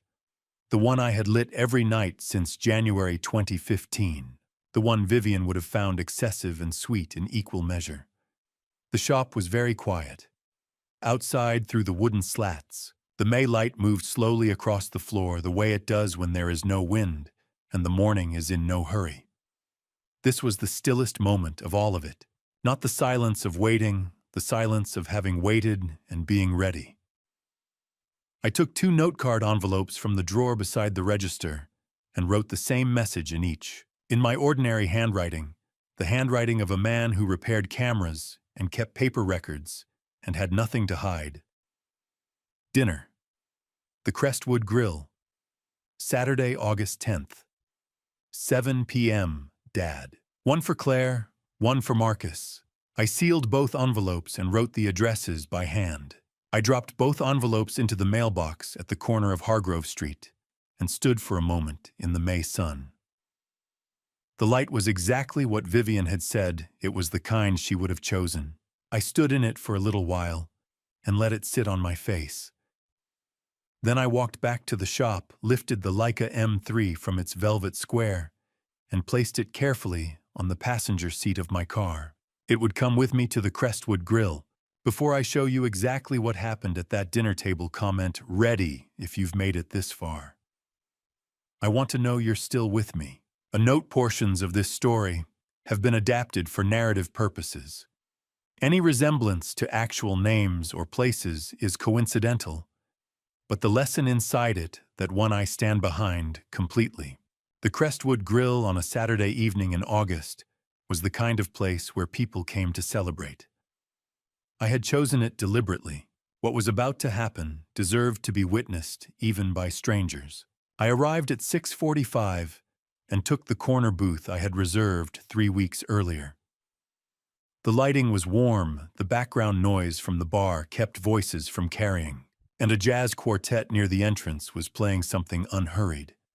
I set the Leica M3 on the table before I sat down, not hidden, not explained, placed slightly to my left, where anyone sitting across from me would see it immediately. The camera sat in the candlelight, the way it always sat in the lamplight of the repair bench, patient black, quietly present. I ordered water and waited. Marcus and Claire arrived at 7:03. He had his easy stride, one hand briefly at the small of her back. She was in a pale blue dress and carried herself the way she had at Thanksgiving. Composed, careful bearing, something she had gotten very good at bearing. Marcus reached the table first, pulled out Claire's chair, then took his own seat. Then his eyes moved to the Leica M3. The smile did not disappear. It adjusted a fraction of a second, less than a shutter click.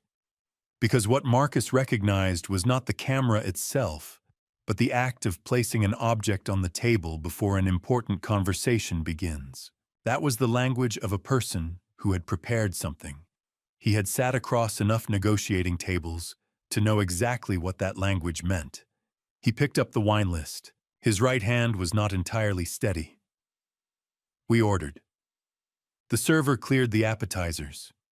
The quartet shifted into something slower. I placed the brown accordion folder on the table between us. Before we discussed the offer, I said, "I want to talk about Dane Commercial Properties." The silence that followed was not the comfortable quiet of a family dinner. "That's a client company, Eugene," Marcus said. "Completely independent from—" I opened the folder. I set the documents out, the way you set out tools before a repair, methodically in order. The street camera photograph of Stephen Dane came first, July 7th, 2023, 4 minutes and 20 seconds, standing directly across from my shop sign. Then the email chain, 2 messages from Marcus Dane's own registered business account. The second one read, "Stephen's preference for the June window, make sure the old man's insurance records are current." I let that line sit on the table between us. Marcus looked at the documents for a long time. The color withdrew from his face slowly, not all at once, but gradually, the way light leaves a room when a cloud passes over the sun. He did not reach for the papers. He held his wine glass with both hands and said nothing. Claire was very still. I reached into my jacket pocket and took out the letter. I unfolded it and placed it open on the table, turned, so Marcus could see Vivian's handwriting, careful, forward-leaning cursive. The hand of a woman who had taught second grade for 26 years, and the date at the top of the page, December 2014. "My wife wrote this 9 years before you met my daughter," I said. She encountered your brother's company in 2008. She researched what she found, and she left me a name. I paused. Yours is attached to his. Marcus set his wine glass down with a small, precise motion. That was all. He was looking at the date, December 2014, and I could see in his face the exact moment a person understands that the ground beneath them was undermined long before they arrived. Vivian Holloway had seen it first. She had written it down, hidden it in the place she trusted most, and waited 9 years for it to matter. The silence held for perhaps 30 seconds. Claire broke it. She was looking at her hands on the table. Then she looked up at the letter first, then at me. Dad. Her voice was quiet but clear. In Portugal, the second night Marcus took a call in the bathroom. I was almost asleep. I heard him say Hargrove Street and we're on schedule. She stopped, drew one careful breath. I didn't know what it meant. I told myself I'd heard wrong. I kept telling myself that for 3 years. Her eyes were red at the edges, not the red of someone who had just started crying, but the red of someone who had been holding something back for a very long time, and had finally, in this warm room with its candlelight and its unhurried music, decided to put it down. I'm sorry, Dad. I should have asked you sooner. I looked at my daughter, 31 years old, her mother's eyes. Claire, I said, you trusted your husband. That is not a failure. That is just love. She nodded once. Then she turned toward the window, and I let her have that. Marcus pushed back his chair and stood. He said nothing. There was nothing left for him to say. He stood with the controlled composure of a man who understood when a room needed to be left, and he prepared to leave it. Frank stepped away from the adjacent table at precisely that moment. He had been seated there since 7:15, a menu and a glass of water in front of him, with the practiced stillness of a man who had spent 14 years in federal courtrooms, knowing when to move and when to wait. He crossed the space between the tables without hurrying and extended a single folded page on legal paper. Mr. Dane, Frank said, I want you to know that this documentation has been formally submitted to the Vermont Attorney General and the U.S. Attorney's Office in Burlington. You will be hearing from them. I'd strongly advise you to retain independent counsel before that happens. Marcus took it with both hands. His hands were completely still. Now the stillness of a person who has understood that every move they planned has already been anticipated and that there are no moves remaining. He left without looking back. Claire and I stayed at that table for a long time after. The server came and asked about dessert, and we both said yes without discussing it because it felt like the right thing to do. We ate slowly. We didn't talk much. We didn't need to. The Leica M3 sat between us on the white tablecloth in the candlelight, the same patient, quiet presence it had been for 9 years on the repair bench, and all the decades before that, when it had passed through hands that understood its value, and all the years in between when it had simply waited to be useful. Vivian would have approved of the pie. The weeks that followed that Saturday evening moved differently, slower and cleaner, the way air feels after a long storm has finally passed. Frank filed the complete documentation package with the U.S. Attorney's Office in Burlington and the Vermont Attorney General on Monday, August 12th. He called that afternoon to confirm receipt. He used the word received the way a man uses a word when he wants to be precise and not dramatic about something that is, in fact, quite significant. I thanked him. He said he would be in touch as developments warranted. The first development came before the end of August.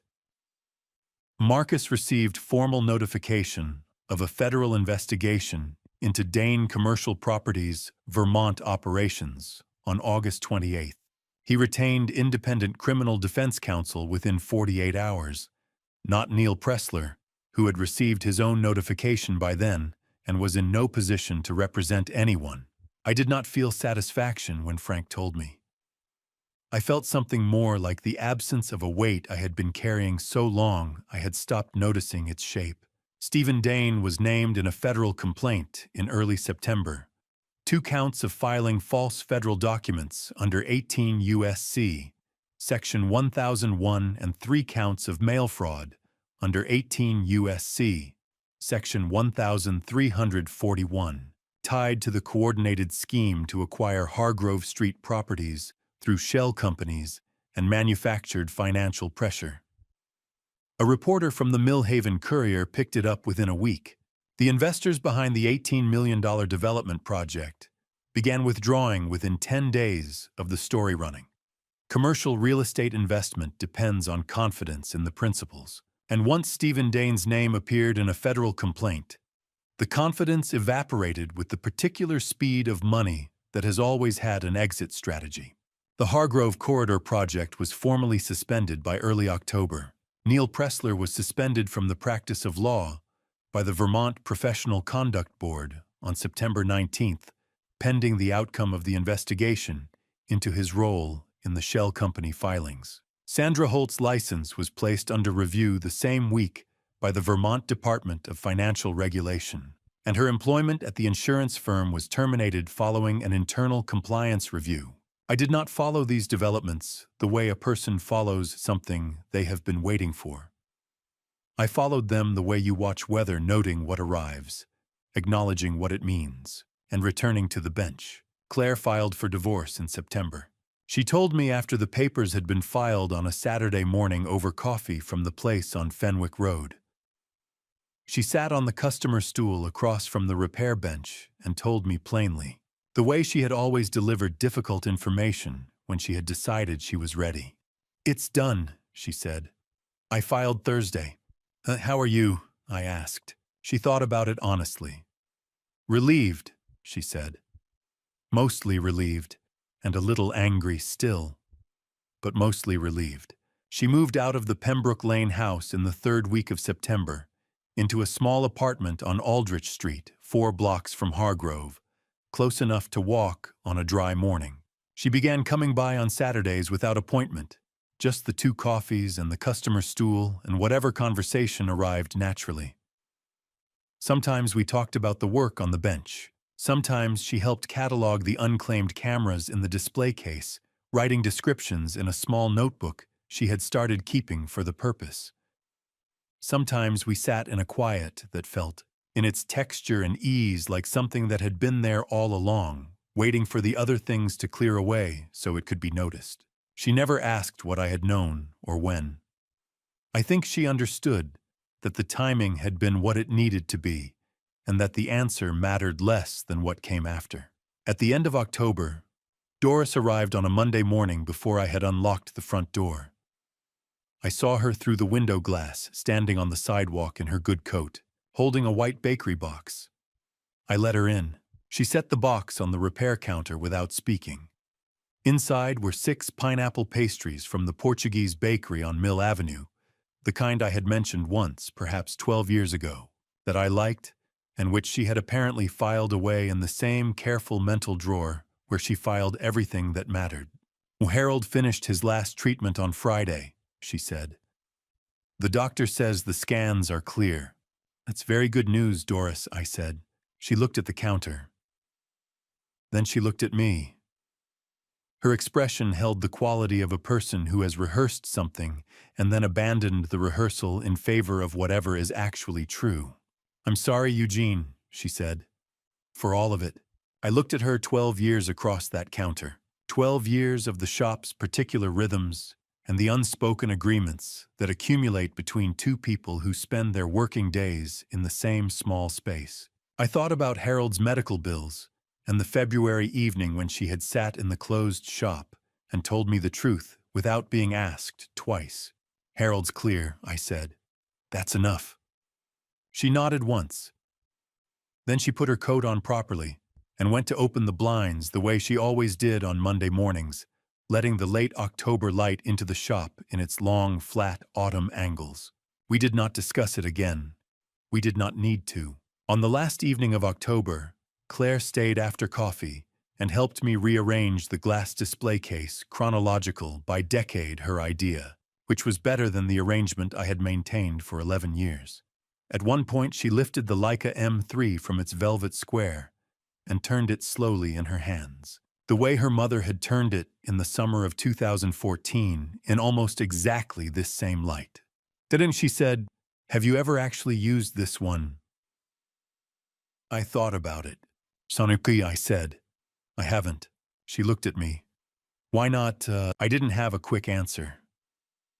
The Leica M3 had been a repository, a vessel, a hiding place, a warning, a gift, and a piece of evidence. It had been the camera that held Vivian's letter, and the object on the table at the Crestwood Grill, and the thing I had lit a candle beside every night for 9 years. It had not in all of that been a camera. I looked at it in Claire's hands. Raymond Howell's camera, Vivian's camera. The camera that had traveled from a Vermont documentary photographer's bag in the 1950s through 40 years of a shoebox and 9 years of a velvet square to this particular October evening on Hargrove Street. "And I don't know," I said, "but I think I'm going to." Claire set it back on the velvet square and smiled, not the careful smile of the past 3 years, but the easier one, the one that had been there before all of this began. An answer was coming. I could feel it the way you feel the right moment before you press the shutter. Claire arrived early that Sunday. Before I had a chance to turn the sign from closed to open, 2 light taps at 8:10. Her knock since she was a teenager, the one that meant, "It's me, no urgency." I was in the back room pouring my first coffee. I called out that it was unlocked, which it wasn't, so I went and unlocked it instead. She came in with 2 cups from the place on Fenwick Road and set one on the corner of the repair bench without being asked. She had her hair loose and was wearing a sweater I recognized from years ago, the kind of thing you wear on a Sunday morning when there is nowhere to be and no version of yourself to perform. "You're early," I said. I couldn't sleep," she said. "The apartment's still a little strange at night." We stood on either side of the repair bench and drank our coffee and let the shop be quiet around us the way the shop knew how to be quiet, not the quiet of absence, but the quiet of a place that has been occupied long enough to have its own kind of presence. The October light came through the wooden slat curtains in its long sideways angles, laying bands of gold across the floor, the way it had been doing every October morning for 41 years. After a while, Claire set her cup down and looked at the Leica M3 on its velvet square. "You said you were going to use it," she said. "I did say that." "So," she looked at me, "teach me how to load film." I took the Leica M3 from the velvet square and held it for a moment. I had held it thousands of times to clean it, to carry Vivian's letter in and out of its false floor, to set it on a restaurant table in August as the language of a man who had prepared something. But I had not held it as a camera in 9 years, and the difference was present in my hands in a way I had not anticipated. I took a roll of Kodak Tri-X 400 from the drawer beneath the bench, black and white 36 exposures, the film I had always preferred for interior light and available shadow, and set it beside the camera. "The Leica M3 loads from the bottom," I said, releasing the base plate. I showed her the film channel, the take-up spool, the sprocket teeth. I threaded the leader slowly, the way you do something for the first time in a long time, not because you have forgotten, but because you want to do it correctly. "The camera doesn't hurry," I said while my hands worked. "You wind the film, you frame the image, you wait. The photograph doesn't happen when you press the shutter. It happens in the moment before, when you understand exactly what you're looking at. The shutter only records what you've already seen." I replaced the base plate and advanced the film to the first frame. "So that's the whole philosophy," I said. "It took me about 20 years to understand it applied to more than photography." Claire picked up the camera. She turned it in her hands the way her mother had turned it in this same light in October of 2014, learning its weight, its geometry, the particular density of something built to be carried into the world rather than kept behind glass. She raised it and looked through the viewfinder, Then she lowered it and looked at me. "Did Grandma teach you this?" she asked. "I taught her," I said. "She taught me everything else." Something moved through Claire's expression. Not grief exactly, but the close relative of grief that arrives when you understand a loss more completely than you did before. The kind that comes not from new information, but from a new angle on something you already knew. She knew what was going to happen, Claire said. It was not quite a question. She knew enough, I said. She trusted the rest to work itself out. We sat beside each other at the repair bench for a while after that. The October light moved slowly across the floor, the gold strips shifting by degrees through Vivian's wooden slat curtains, the same curtains she had hung in this window in the spring of 1991, and that I had never taken down because there had never been a reason good enough to justify removing something that worked exactly as intended. I lit the small candle on the far corner of the bench. It was morning rather than evening, which was not when I usually lit it. But it seemed like the right day for an exception. If Vivian had a view of Hargrove Street, and I had spent 9 years operating on the assumption that she did, I wanted her to be able to see clearly, Claire noticed. She looked at the candle for a moment, then at me. She did not say anything, which was the right response.